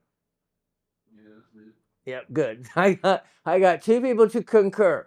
That's what I've been wanting to show you. There are a couple of them, and they're well-defined trigons right there, proving that, yes, sphalerite does form trigons. Look at this. This is what I have notated as a rare crystal habit for sphalerite, if you've seen enough crystals. See this fan shaping like this? That is not common. You don't often see that. And then let me show you one more thing. The color to this actually has a nice yellowish brown translucency to it. Yeah. Yeah, there we go. Look at that. Look at that. Almost like an amber color. It's just so thick that it's not allowing light to pass all the way through. Remember, sphalerite, it's a zinc sulfide. There's only zinc and sulfur in it. That's it. So we know how fine, especially the Spanish sphalerite, facet grade, gorgeous stuff, high dispersion. If you have one of those and you want a before and an after, this is a good one to have as well. I like it. I like it. I like the form. It's different. It's unique, and it's well priced for you at only $58. Only $58 for that guy. Take advantage of that one. Don't have anything else like it. Here comes more goodies. Let's look at item 125 9225. 125 92.25. And let's take a little spin over to Graves Mountain, Georgia. Graves Mountain, Georgia, world renowned for its lazulites and its rutile specimens. Here is one of the rutiles. Look at this. Now, rutile, yes, you're very familiar with rutile. Titanium dioxide, TiO2. And so what do they mine it for? What do they use titanium for? Well, we know titanium, of course, is a light metal. It's used in so much aeronautic things and whatnot. But it is also used as a paint whitener, titanium dioxide. So lots of uses. It also can look quite different in its metallic form. We've seen it red rutile in quartz, golden rutile, of course. So this is a really nice crystal cluster. And you can see some pyrophyllite, or as others say, pyrophyllite. I kind of always have said pyrophyllite because, pyromaniac, and pyro meaning the same thing in reference to it. And you hear about, being a pyro, not a pyro, but other pronunciations you'll hear as pyrophyllite. Okay, so tomato. This has some magnificent individual crystals you can see on. Yeah, it is. It is. You've seen some that we've shown you had beautiful red flashes, and this one might have the potential to have some. There's a really nice crystal there. That one, let's look into the face of that, because oftentimes their internal reflections is what will is where you see the red flashes in them. Oh, you can already see the red. Look at the red along the edge of that. Yeah. That's that's look at how red that is. Wow. Wow. Then let's see the back of this as well. So you have some of the matrix, you have some of the more rutile crystals and the pyrophyllite, this specimen, and you get these came directly from my friend, the Quartz King of Georgia. He mined them himself. He dug these and mined them.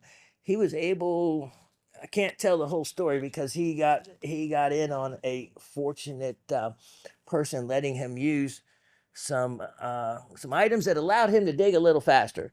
Let's put it that way, and really hit some fantastic material. So right there, Graves Mountain, Lincolnton, Georgia, and price. Let's see. Oh, so if it has a comment of with turgite, I'm going to leave it up to all of you to find. But turgite is an iridescent reflection that is often caused by hematite or an iron oxide on the surface of an area, or goethite. It can be caused and created by as well.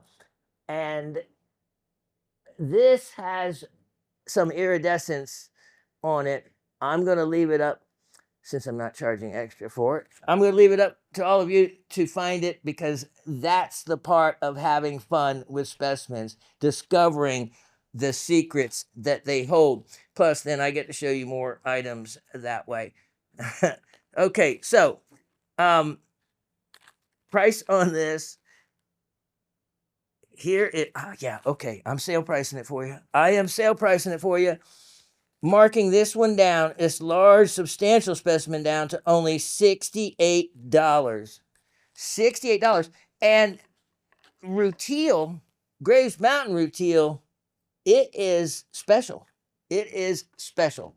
And to get a specimen like this with multiple crystals in kind of a cluster type look, that's a great find. That's a great find. Now, let me have a moment to put a couple things away. I'll be right back. Okay, so everyone sees the edgy slice. Maybe they're reading it the wrong way. What Chief asked, you want me to take that out? No. Okay, for those of you who watch the show regularly, you'll remember I came up with, to the compliment of many, the term edugems. And it was a parcel of Podporacha sapphires, pink and pinkish orange.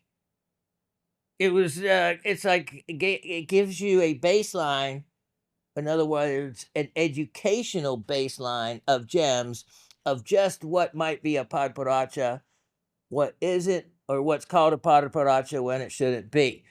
Now, based on that, I also am going to be offering different other items along the way. Well, you see the word edu in front of them. In other words, I have used them for educational purposes for myself. Now, I have many of these items that I have held back and kept for that purpose. Well, at some point, you would hope that the professor, as you all so complimentarily call me, graduates and may not need the piece for education anymore. This is one of them. Let me show you this. Okay, so I use the simple designation of Tanzanian ruby in zoisite. Well, most of the time you see zoisite, and here is the second piece if you're wondering where the two stones were, as being this green. And it normally is the green zoisite. And I'm talking about zoisite, the same mineral as tanzanite. All right, yeah, believe it or not, you get these two pieces. Now, let me finish about the educational part about this. There's very little true zoisite on this piece, but there's a little bit. So I put that on there. Here is what becomes important. For one, if you love fluorescent items, the ruby in all of this material glows beautifully red from chromium in it. This particular slice is an end slice. So in other words, I sliced up the rest of the specimen, and this was the end cut, kind of like the end piece of a nice piece of roast beef. I love this, that this well-shaped crystal form, which if you looked at it probably from the end would be six-sided, but I just happen to like that a lot of times it's very massive, the ruby that forms, and you don't get to see any real crystalline shapes in it. Now, as we look at this, we can look down it and see the rest of it, and there's a little bit of green zoisite right along here. Now, the rest, we have used to always call this shermikite, which is a type of hornblende. Well, modern science determined it not to be that, determined it to be pargasite. So a lot of people thought it was always a black, dark pargasite. When the truth is, and this is where the educational part comes in, let me show you the actual true color to what appears to be black. And we would only be able to do this on this specimen because there's a rare other mineral seldom associated with this combination of these ruby and zoisites, and that is clear quartz. This piece happened to have clear quartz, and why I have hung on to it is because it shows you the real color of pargasite. As I bring the light in behind, and as Chuck shows us a little closer, look at that. Look at that. There's your dark black or whatever color you wanted to call pargasite, but it was everything or anything but green. Look at those beautiful sprays. Isn't that pretty? You would have never known, even looking at it like that. Now you can see a little green from the pargasite along the edge. That's not from the zoisite. And if you look at it from this way, you can see the green pargasite crystals. But the better display is this way, where you get to see the whole spray of them, and you get to see that obvious green. And then you also get to see the color coming through, the green coming up through here. And let's see if it's translucent enough to peek through anywhere else. Not so much, but it gives you, it all of a sudden makes something that wasn't very attractive or important much more so. Look at these actual ruby crystals from this side now. You can see it, and that is what often doesn't occur with the ruby and zoisite pieces. Most of the time, it's one big ruby crystal, and you don't get multiple other crystals. This showing off a very valuable color in ruby, and then of course a beautiful fluorescence this material has, and you can see the strength of the the red color tone coming through this. Okay, so that is this particular piece. Now, believe it or not, my cheapskate self, because this is an edgy slice, it needs to be supported so people can see that. I'm going to throw in a stand. Yep, I'm going to throw in that stand. But you only get one. Nope, you can trade these out once in a while because you don't get two. Truly, at the price I can't afford. Here's the other thing why I wanted to include this, because the fluorescence. There wasn't enough zoisite on that piece. Something about ruby and zoisite, it has to be one of my favorite #1 fluorescent mineral specimens altogether. Can you, if you believe it or not, see this green? Under long wave fluorescence, it will turn completely blue-gray. I mean, right underneath the table here, I can show them. And I have blue-gray. And I don't mean like faint blue-gray. No, true blue-gray, completely. The red is a super intense red. Then the pargasite can be actually a deep kind of indigo. Sometimes you see a purple glint to it. The white material actually fluoresces white, and which I think is a feldspar maybe. So you have between these two items education, because if you want to know fluorescence, here's a perfect example for a baseline for zoisite fluorescence and what it should look like. This piece gives you all the information you need about pargasite.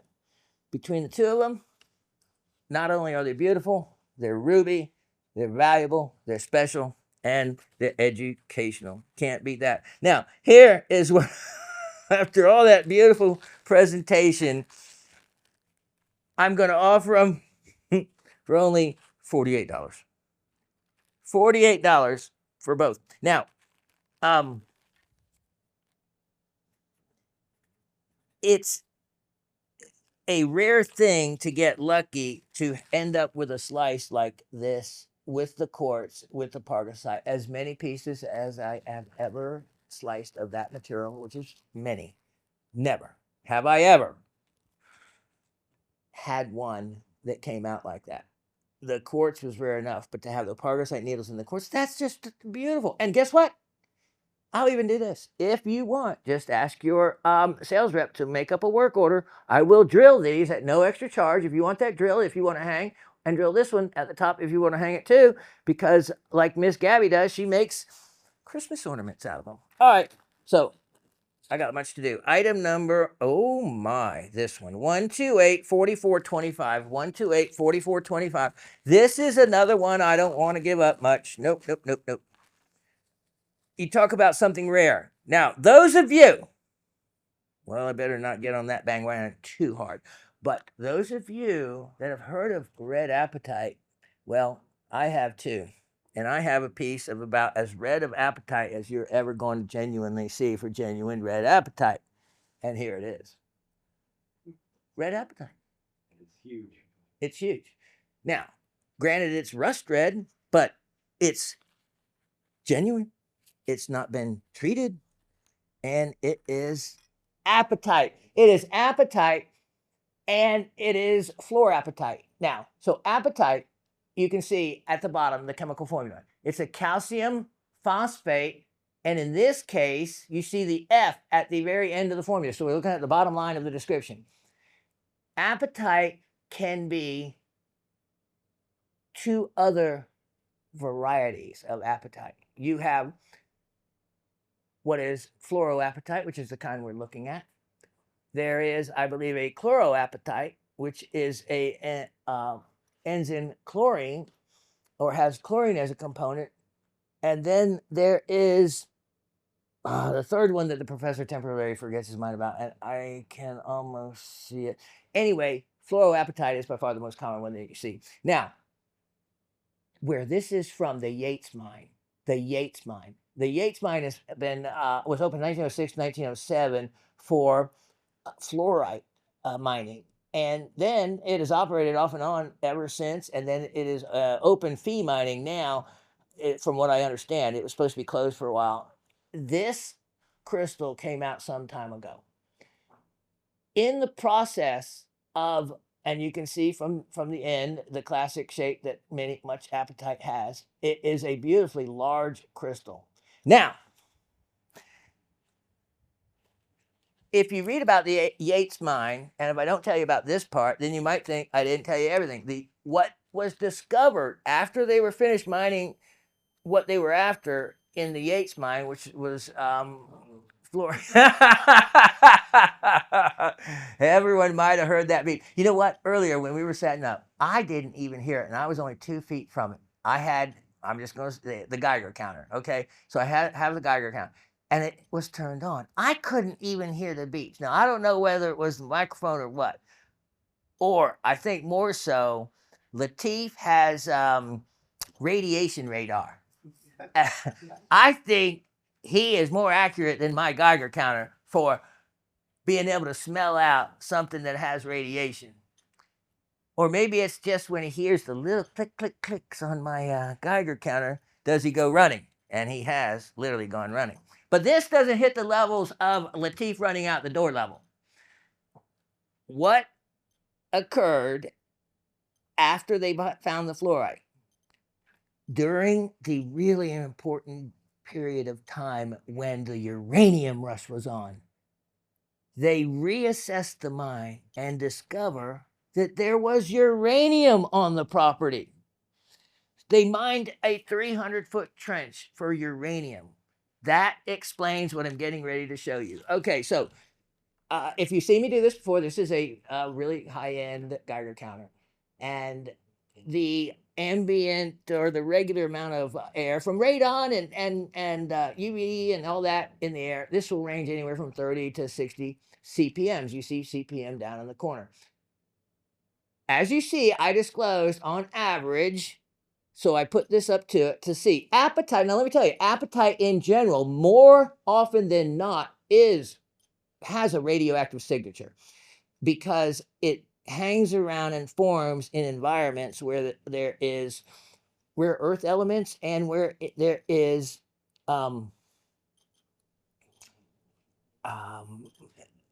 the way it forms, it tends to form around the isotopes that are radioactive. Let's put it that way. Okay, so you can see that it's been, sorry about the glare, in that range. Now, here we go. We have crystal. We put crystal up to, and that's what we put it up to. And let's see what that does. And you can see that it's registering it. Now, 100 counts per minute, 140, 150, all of that. That is completely benign, harmless. But it would only be fair for me to let you know, because not so much that I would have to, or anybody at that level. It's so minor. There's so many shark's teeth that people have that have a much higher radioactive signature, especially if the shark's teeth are from Florida. So this piece, it explains not all apatite is always radioactive, but it makes sense. They found uranium in this deposit afterwards. So this picked up its radioactive signature from the uranium deposit that it was found in. So further quantifying where this came from, the Yates mine. Look at that. Look at that reddish rust color. That's a huge apatite crystal. And, oh, by the way, that's calcite in between that is formed in between. Mother Nature loves to try to heal itself, and you can see that filling in there. So a wonderful rare crystal going back in time that's not available anymore. A beautiful, beautiful collector's piece, and especially if you collect anything Canadian or whatnot.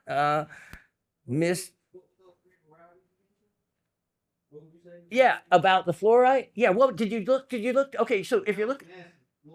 Okay, I said fluoroapatite, and then I think there's a hydroxyapatite, which is OH, and then there's a chloroapatite, Cl. Yeah.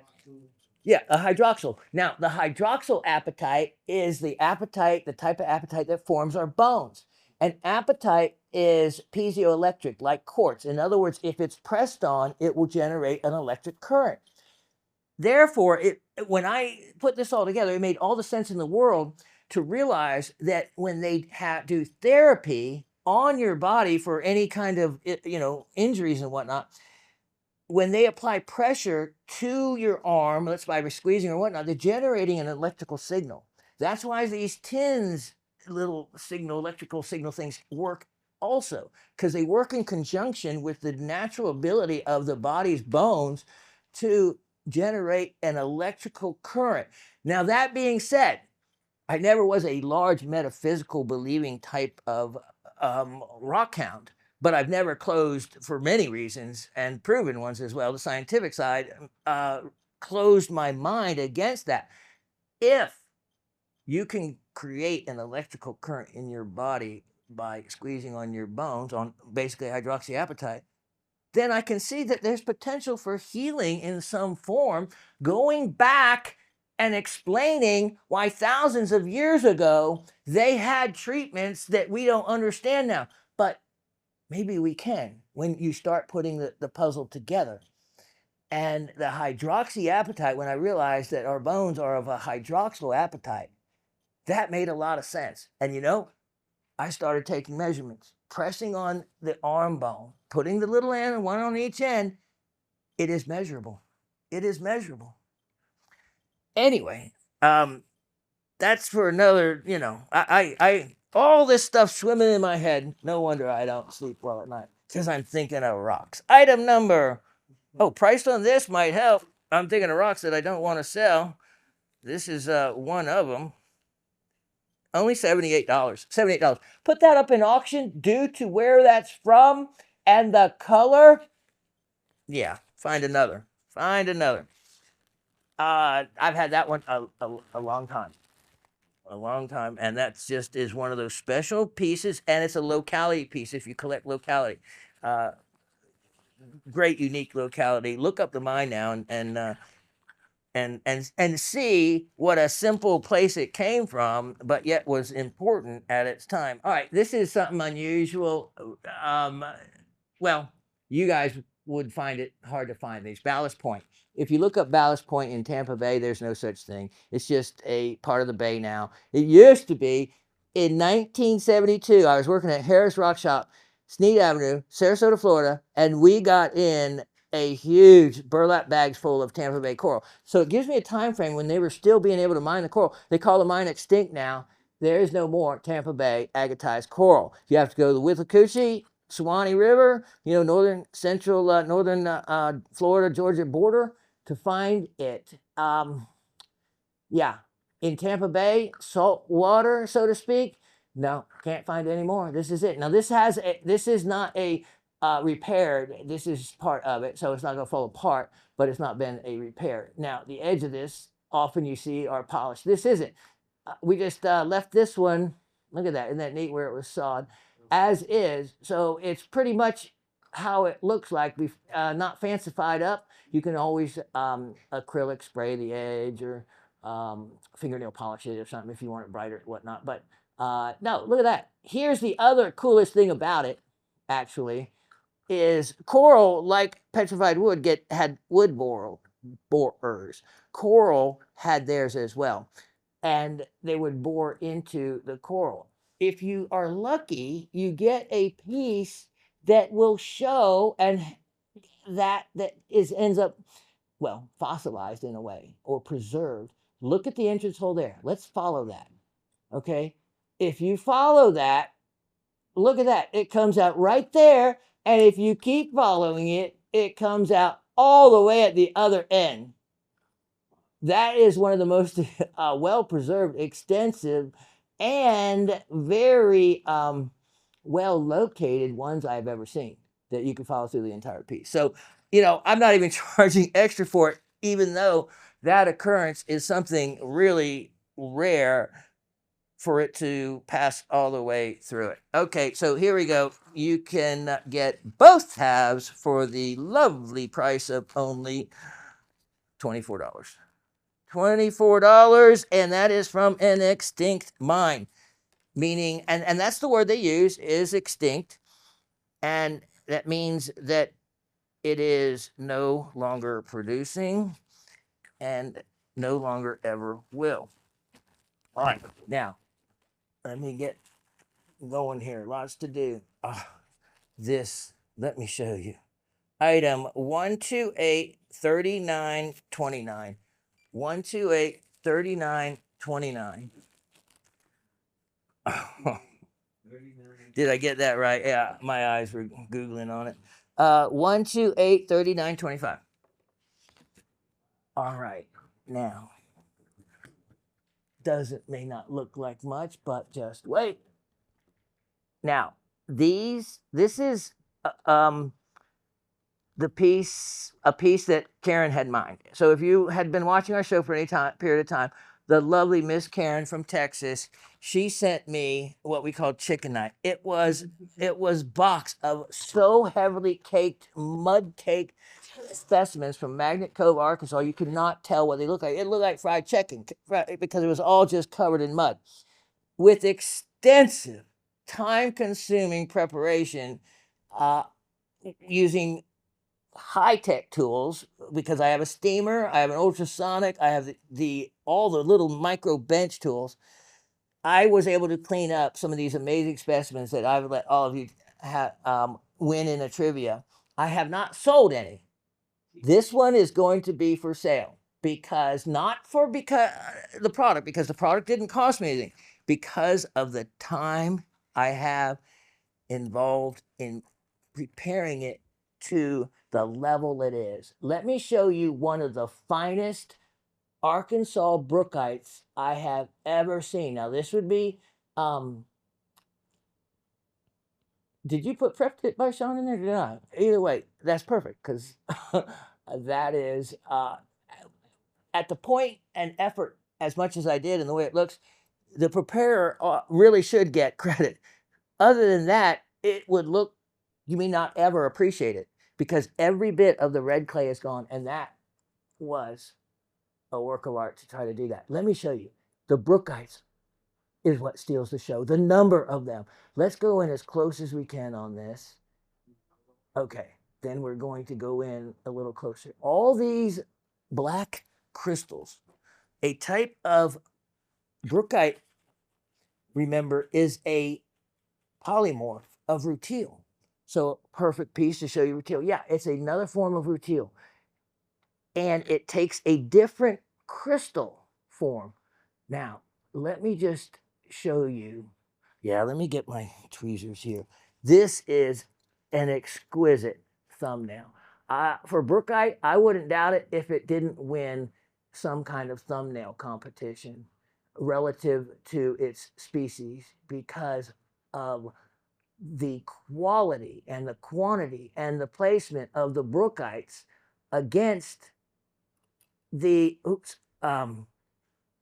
quartz crystals that are evident. And then you get to see there is a number of twinned brookites and then penetration twins. In other words, where one looks like it penetrates into another. And let me see if I can show you. Okay, there's a twin right there where there's two crystals together. I'm just going to have to use my fingers. Much better. God's tweezers. All right, look at this cluster down here. I was wanting to show you, and let me get the light here better, a penetration twin if I can find one for you. Let me actually step up to this guy and look at what we have. Look at this cluster of brookites. They are phenomenal. Okay, I wish I had that third hand to use a pointer to point, but I see twinning. Yeah, yeah, twinning going on there. Yep, there's two others that are twinned right there. And then look at this one on the end, a really nicely formed crystal. And then let me see if that, yeah, there we go. Okay, now there it is. So let me I actually have this all in place. Let me get this and point, and so look at those two together right there. Let me see if they touch each other. But right here, you have a crystal coming out of the side of that crystal right there.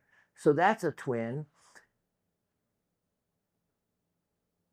There we go. Here's a perfect classic twin right there at the top.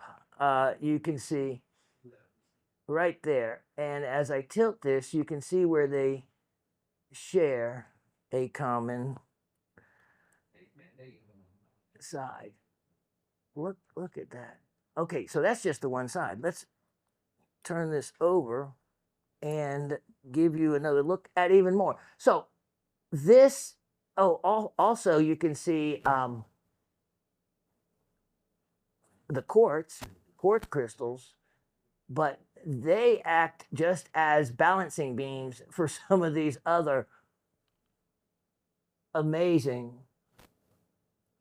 This entire piece is a sculptural work of art by Mother Nature. This viewpoint right here from this angle, let me get this, is as good as it gets for the species, for the brookite from Arkansas. And many of them you will see an iridescent iridescence on the surface, oftentimes blue. All right, so that is why. Other than that, Miss Karen, I would not charge for the items that you had given me, but that one, not only though is it absolutely fantastic as a specimen, but the amount of time I had cleaning it up, I think would easily warrant the very meager amount I'm asking for it, which is only $58. Only $58 on that. A real treasure. Okay, now. Oh, we still got a little bit of time. That's good. Item 128, 3525. 128, 3525. Look at this. Now, since you're well versed on this material from earlier, you should understand it quickly. Look at that. Now that's a ruby. Now lots I can do it. I can say that's a mine. Look at that. You can see the hexagonal shape to the crystal, what would be the original crystal. And that's why I say that other pieces, the edgy slice, that's what's rare about it, is that you get to see the little individual ruby crystals in it, because most of these specimens are one big ruby. Look at how big that would have been. This is so cool. You get that little green edge. Under fluorescence, you can see this is a blue-gray color. This is a bright red color. There is yellow fluorescence gleaming along this edge, which adds a wonderful, wonderful look to it. Look at that ruby. Look at that. And let me show you this. Look at that red. Look at that red. Now, this is another end cut. I love end cuts, not only in my roast beef, but in my minerals. Yeah, see, you don't get that upstairs, huh? Now, this I call my cameo ruby. Look at this. What do you think, Chuck? Look at the nose, the mouth, the chin, huh? Look at the hair. What do you think, Lateef?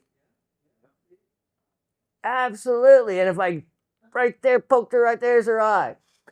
But you can almost see an eye right there. You know, this would be a neat piece for you to do just a surface kind of rough. See, I got all these ideas for you to carve, for you to do the carving up. I never did get to do it, but so I'm going to live vicariously through you doing it. You can even see her lips right there pursed. This would make a neat, anyway. So here's the other cool thing I was thinking was messing with this and almost cut myself. This actually tapers down to a knife edge. So it's this thick here, but at the end it's over here. I thought, wow, you know what? If any primitive tribe made an arrowhead out of this ruby, and I thought, well, no, it doesn't nap. It doesn't have a conchoidal fracture, so it would be difficult to create the form. But if you were to be able to somehow cut an arrowhead with the edge out of corundum, a hardness of 9, and the density that corundum is, that would be pretty cool. Except you want to go and find your arrow every time you miss something. Yeah, that might be a problem. So this is how Shawn's mind works when he works on stuff. I'm thinking arrowheads. I'm thinking a cameo shape. I'm a thinking. And then before I know it, I don't have much done. But that's the passion. That's the passion. That's the love. And that's the way I want all of you to feel when you get your specimen at home. You just don't put it up. You get all your tools out. You study on it. You learn everything. So this is a fantastic opportunity. And again, if you want to drill it and hang it from the Christmas tree, you know, look at that. That even looks like a woman's face on the other side, going this way as well. And look at with like the neckline even. Huh. Okay. Again, probably shouldn't sell it. You know what I'm going to do?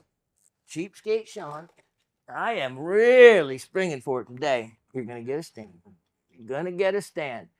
And if you haven't joined the Shawn show here in a while and you don't know, Shawn is not giving away stands for 8 years, and it's because the prices are so low. And you know, some of these stands, they cost over $1.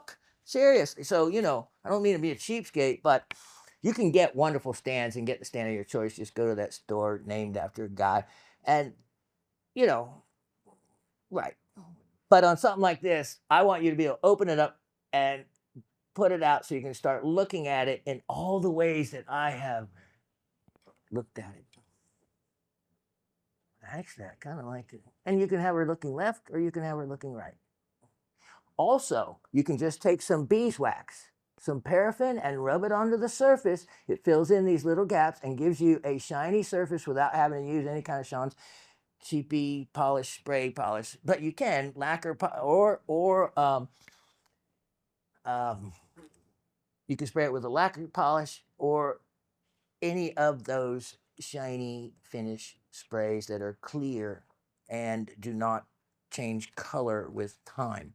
Okay, now moving on. Oh, this one. Oh my, what you're gonna have, might want to run, Latif. Item 128 4225. 128 4225. Okay, I have some Scooby-Doo right. Yep, Scooby-Doo right. And Scooby-Doo right is the nickname given to a actually very rare cobalt mineral. Oh, the price on that one. Another one I subconsciously didn't want to sell. And yeah, especially at this price, I guess. What? You're not going to like this. $87. If that is around, I'm not selling it for $87 again. One-time shot. Look at how much ruby. Yeah. The look you get. Even it displayed in your, and remember, I don't believe in China cabinets. No one cares about your China from grandma. You don't care about your China from grandma. Pack up the China and use that beautiful, valuable, lighted China cabinet to put all your gorgeous mineral specimens in. Just start small so the family doesn't notice and start taking over a little more, little more. If it's his grandmother's China, move a little quicker. He'll go along with it. Once you put out something so much prettier than China, because believe me, every day that guy opens that door for any reason, he is scared to death of breaking the China, either from his mother or if it's your mother's China. Oh, the ruby, it'll handle being dropped on the carpet floor much better than that China plate. All right. Now, price. I did all that for $87. Okay. Next. Where was I? Thank you. I gave you the item number. Yep. And I am going to put out this on a stand, and I may include the stand.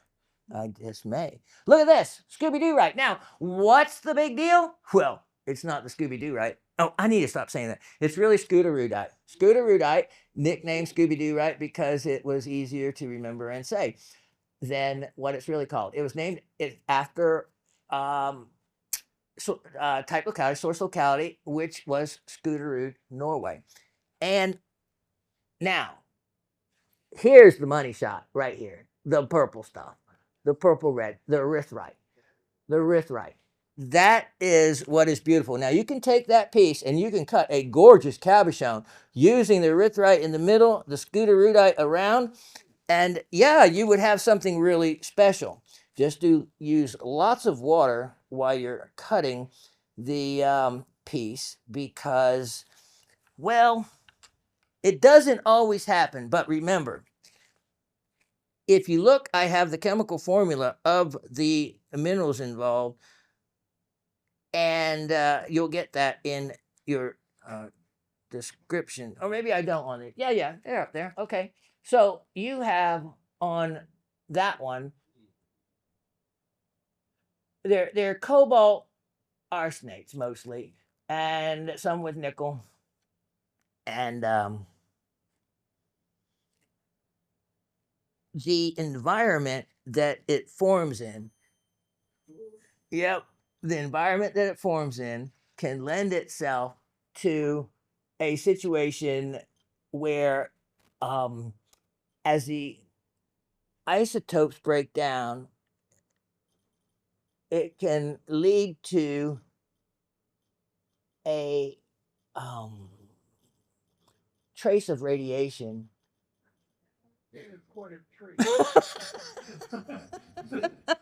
Oh gosh, you're not going to help my cell there. No, that's not the kind of background talk I talked about. I think Latif's halfway out the door now. Okay, okay, okay. So,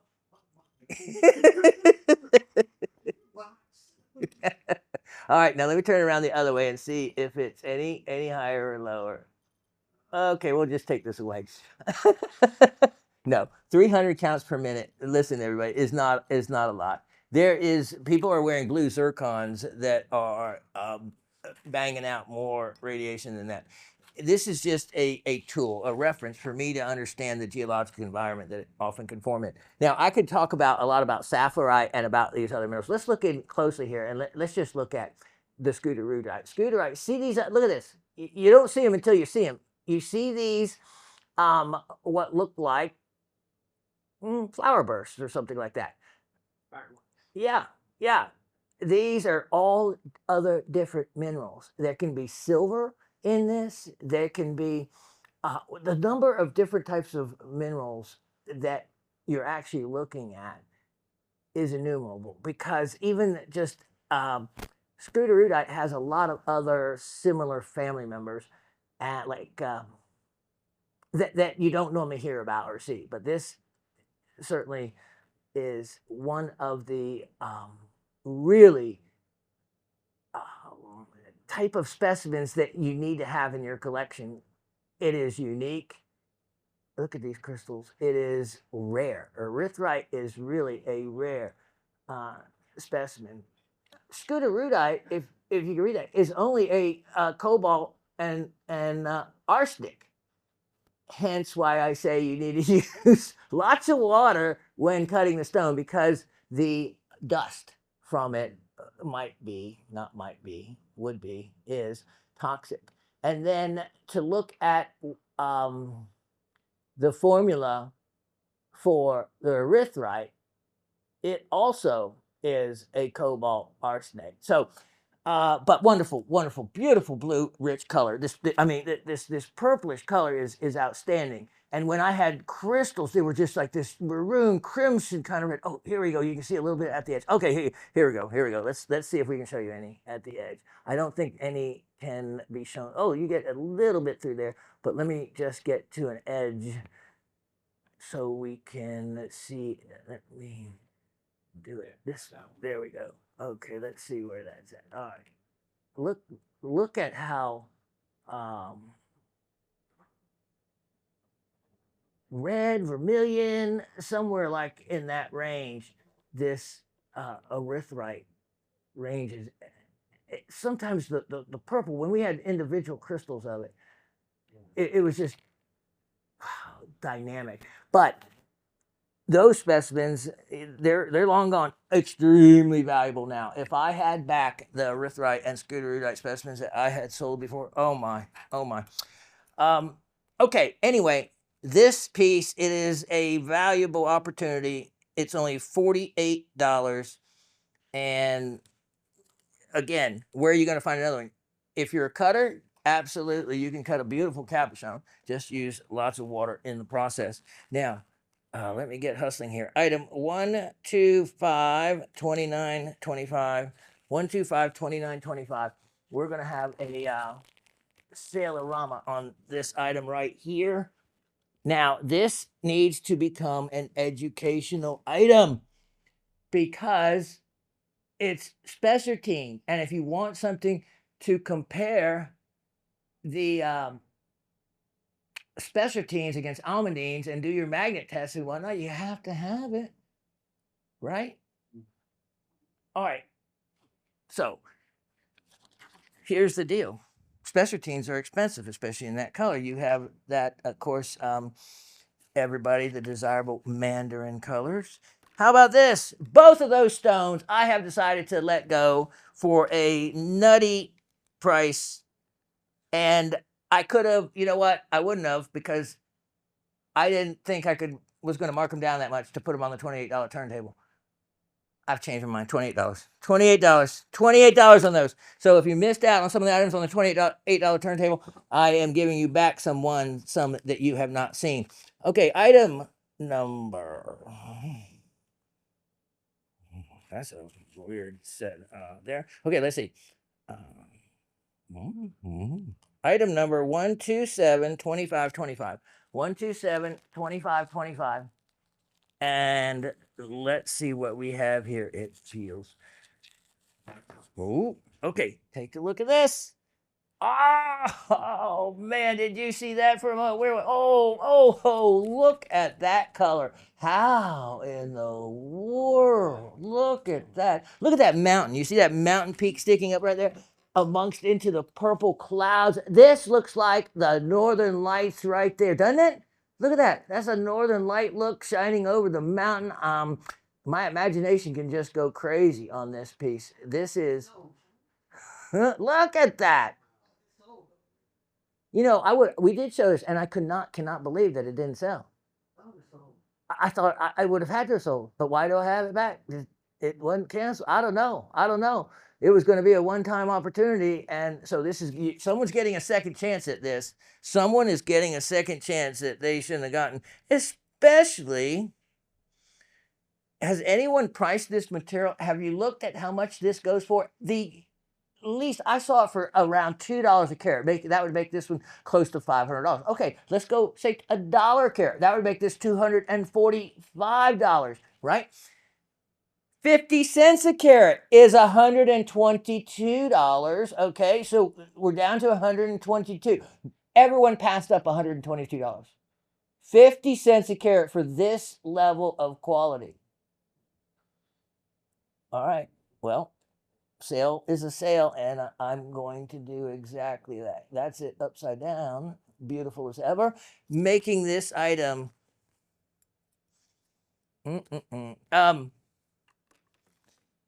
opportunity and $78. $78. I don't even know how much price per carat. I don't even want to know. I just know I can't replace it for that.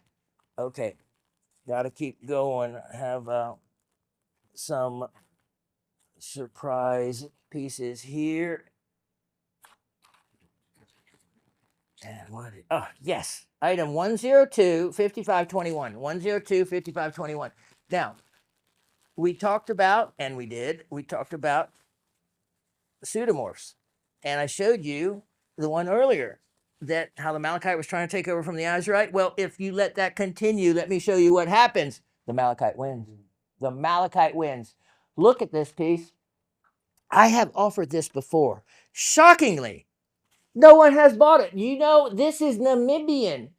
Namibian malachite, azurite, and limonite. Now, azurite, meaning there must be some blue somewhere that didn't get munched up by the malachite, but it might be really tiny, like a little spot. So if anyone sees a spot of blue on this, it survived the takeover. Now, let's look at this from different angles so you can actually see the crystals.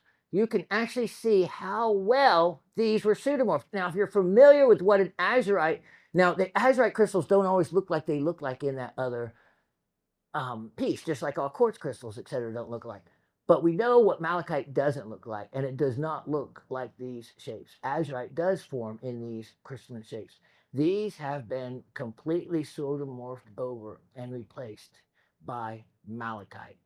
This is an amazing specimen of pseudomorph, very desirable and collectible, and no one bought it. No one bought it for $68. I mean, even, Miss Barber talked about how she read a thing about pseudomorphs and how unique pseudomorphs are. Okay, so I'll make it a last time opportunity at $58. $58. I know you don't have to drop it. I'm a terrible businessman. Just a terrible, terrible businessman. You're right. It should go up. If I went up, it would sell. People buy, that's the thing. Psychology. People, if you mark things too low, they think it's not worth it or it's not valuable. If you price it up high, people think they get what they're paying for and consider it then valuable. It really is weird how that works. Instead of people, the first thing they think about is not that you're getting a great deal and this person is being super fair with me. That's what you need to think about in this show. To think that, and that's what I've said before, the way I price items is not what does not reflect the market value. The market value is far more than what all of you guys pay. And the market value isn't far away to where, there's a lot bigger audience that appreciates those kind of items and is willing to pay what the market says they're really worth. Shawn's little market sitting right here does not represent the worth or the value when you can buy a pseudomorph like that for $58. I guess that's all I'm trying to say. Item number 1, 2, buckle my shoe. 1, 2, 66625. Look at this. Here is another surprise. Another surprise. Yeah, this is Elmwood, Tennessee, one of the most desirable localities for this type of specimen. This is from my Made in the USA collection, and it has one of the very desirable clusters of, look at that. Look at that, of sphalerite. Look at that on it. This specimen represents everything that an Elmwood specimen should be. It has chalcopyrite with reaction halos. It has calcite. And look at this. Let's look at this a little closer, right down here in the corner. That's what I was looking for. See the red? Ruby Jack sphalerite. Ruby Jack sphalerite. I thought I had it in the description somewhere, but I didn't see it on my tag either. Look at that. Look at that. So Ruby Jack sphalerite is a type of sphalerite that is the reddish in color tone. And look at that. So you have that beautiful cluster. Look at the little purple fluorites above it. Look at the red. You can see that. Then reaction halos are created from chalcopyrite. Look at those. And if you look in the middle of each of those little purple dots, there is a little crystal of chalcopyrite, or what's left over from a crystal of chalcopyrite. And its reaction with the fluorite creating these, what they call reaction halos. Here's, look at that. Look at the sphalerite crystals of this. This is a, look at these. This is a stunning specimen. And you know what? I'm looking at this. Is there trigons on here? Because fluorite is also isometric. And I know. I mean, I know. Obsessed with. Hey. It was Mr. Brad that got me obsessed with trigons, and then Barbara jumped in about the trigons. I know. Look at that beautiful purple I was flowing through that. Look at that. That's a calcite crystal just protruding from there. Tell me that's not cool. This has everything you want in an Elmwood, Tennessee specimen, and why do I still have it? I'm not sure. If I put that up in auction, and you guys, if you know the auction, that would bid up. They love fluorite. They love that. That would be a $300 specimen. I can assure you. Price on this, here's your opportunity. In a Tennessee specimen, made in the USA specimen, $78. Only $78 on that guy.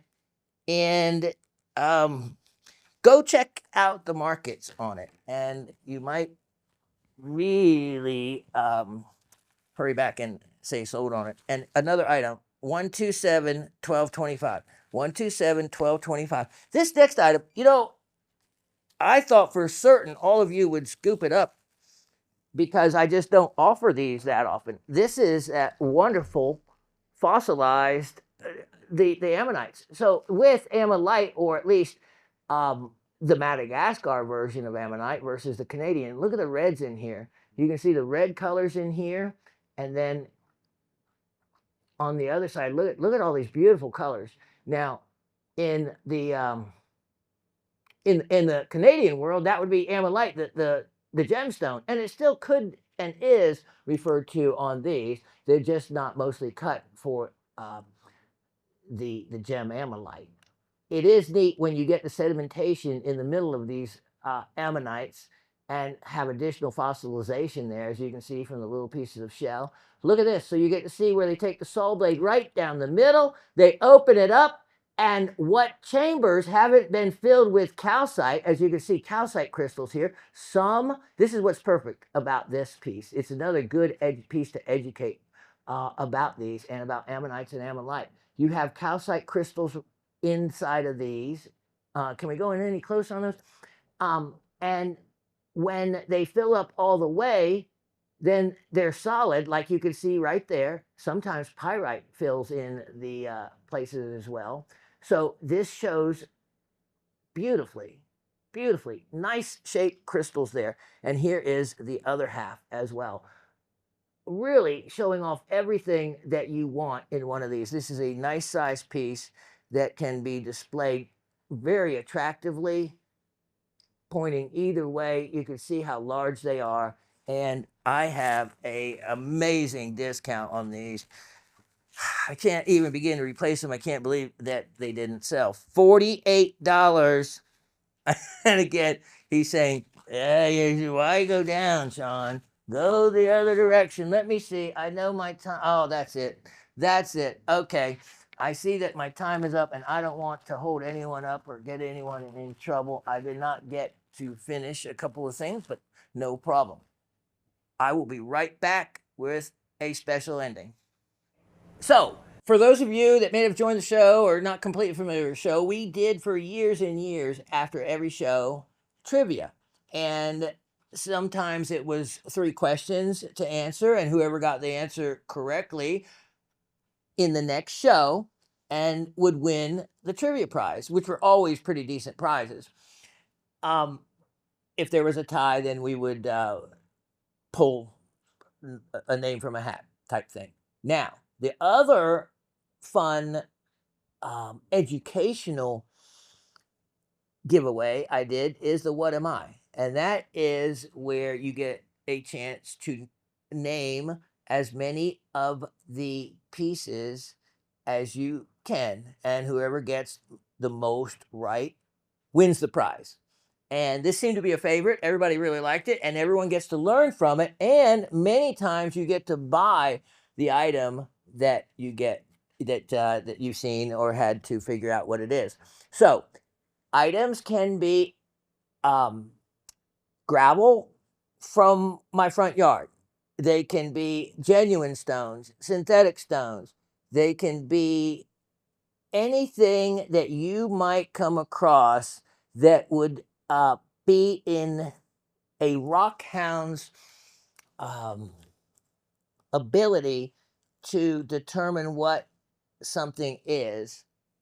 And of course, as your education progresses, you can figure out more and more items along the way. When we do this and you get them wrong, all getting them wrong is learning, because then you get to hear me describe it and you'll know why maybe you picked the answer that you did, which might be incorrect. So just letting you know, every items can be genuine, they can be fake. One time I had a piece of concrete that looked very much real, but most of you guys, I think everybody actually sussed it out, and I was really proud of y'all. So we have 1, 2, 3, 4, 5, 6, 7, 8, 9 items. These are, I'm going to tell you, just a little harder than normal. So let's see how we do. Starting off with number 1, I just give you brief descriptions and a look of the piece. And from that, so many of you have done really well. Now, to let you know, no one has ever gotten every single one of them right. And they've come close. I think the best was 11 out of 12, which is impressive. Okay, so there's the first one. Now, to the second one. Take a look.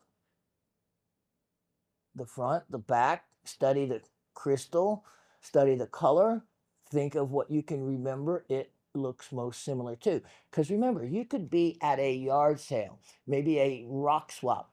There is so many people that really don't know what they have. They say, well, I got this and a bunch of other stuff. So it's up to you to bring your knowledge to the table to assess it and figure if it's worth the 25 cents or the 250 or whatever it might be. Now this one, take a look at this. Here's a large faceted stone. And just so you can see the color. And there is the translucency to it.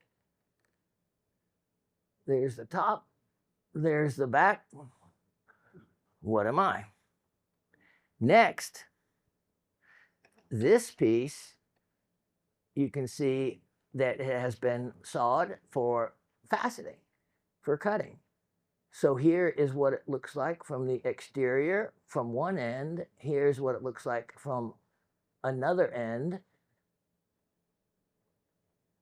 And you can see the striations to the crystal and the color, which I won't mention. I think you can see what that is. Next, here is something that often goes by a nickname. And let's see, I'll help you out. I can't see much color tone to it, but it looks like it's a little brownish or blackish translucency, naturally rounded like that. What am I? This one. This is a treasure I have had and won't sell, if that helps you any.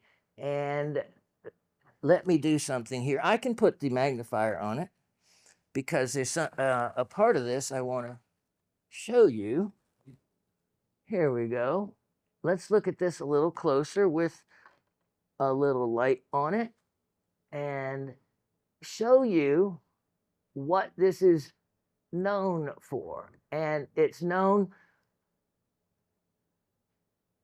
as you can see, if I can catch, there we go. There we go. Now let me see, it might be a little bright light, but you get the idea. I see, there we go. I have a better angle on it there. And let me actually try a little less light. But you can see, look at that wonderful, there we go. That's what this stone is known for, what you're looking at right there. Going on to the next one, this goes by different names. And it is a stone with inclusions of a particular type. Sometimes you see these that are real, genuine. Sometimes you see these that may not be genuine.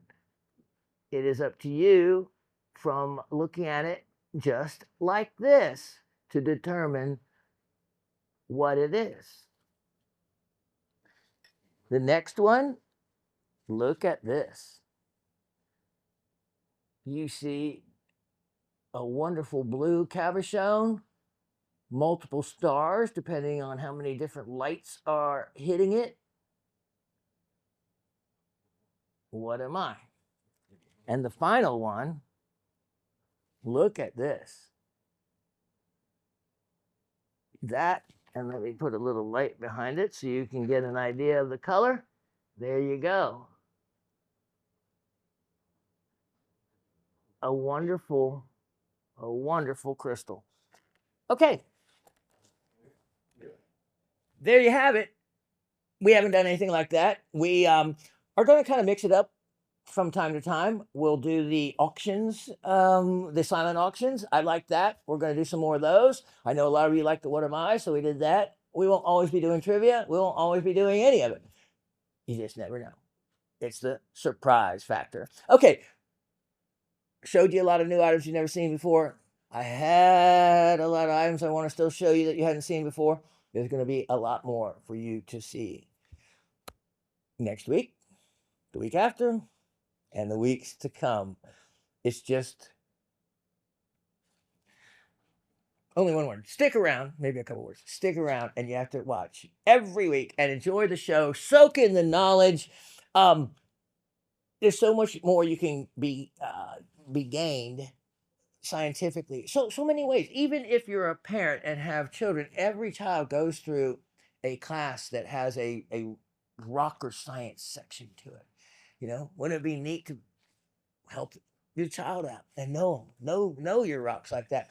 Or consider this, even donating to your child's science class or the science class for the school, because oftentimes the science teacher teaches all the grades as a part of their permanent, what they call their permanent study collection. So every year, every class can learn from the same item. Some of the items I would suggest if you wanted to buy something like that and do that would be like the ammonite, even though that's might be even a little bigger and nicer, but the fern fossil piece I showed the other week, fossils are a great one. You know what? Here's the thing. It was those shark's teeth. Anyway, I had those mosasaur shark's teeth. I had set aside in the Riker Mount box 3 pair. I matched up 3 wonderful pairs, you know, 2 teeth for $21 a pair. And they were not reconstructed. The internet, buyer beware, you guys. Watch out what you're looking at. You have no idea how they can reconstruct mosasaur teeth. They can reconstruct everything, and you would have no idea. Believe me, just remember my Galena geode story. If you ever think that you can't be fooled, think again. I was fooled. Everyone can be fooled. And they're especially good with fossils. All right, no one bought any one of those sets of mosasaur teeth. That would make such an impressive item. A $21 collection of 2 teeth to donate. You know, every child can relate to the mosasaur. It was in Jurassic Park, right? So if you want, I show, you can look back up a few shows back and see and get the item number, or maybe I'll show them next week, or I don't know. I think I might just keep them on. Anyway, I could ramble on. Lots of goodies in front of me. I can't wait to offer them to you. Sale pricing next week, new items next week as well, just like this week. And do your best at the what am I. Remember, there's no such thing as a wrong answer. The answers you give are the answer based upon the level of knowledge that you have acquired to make the most scientifically educated answer that you can put together with the knowledge you have. Now, to me, when you do that, whatever answer it is, technically it's the wrong, maybe not be correct, but you answered it to the best of your ability. To me, that's an answer. That's an answer that you'll learn from. So therefore, it also is a correct answer because you tried. God bless all of you. Try to stay cool. It is overbearingly hot down here, and I'll be ready for fall. Can't wait to see you next week. Cheers.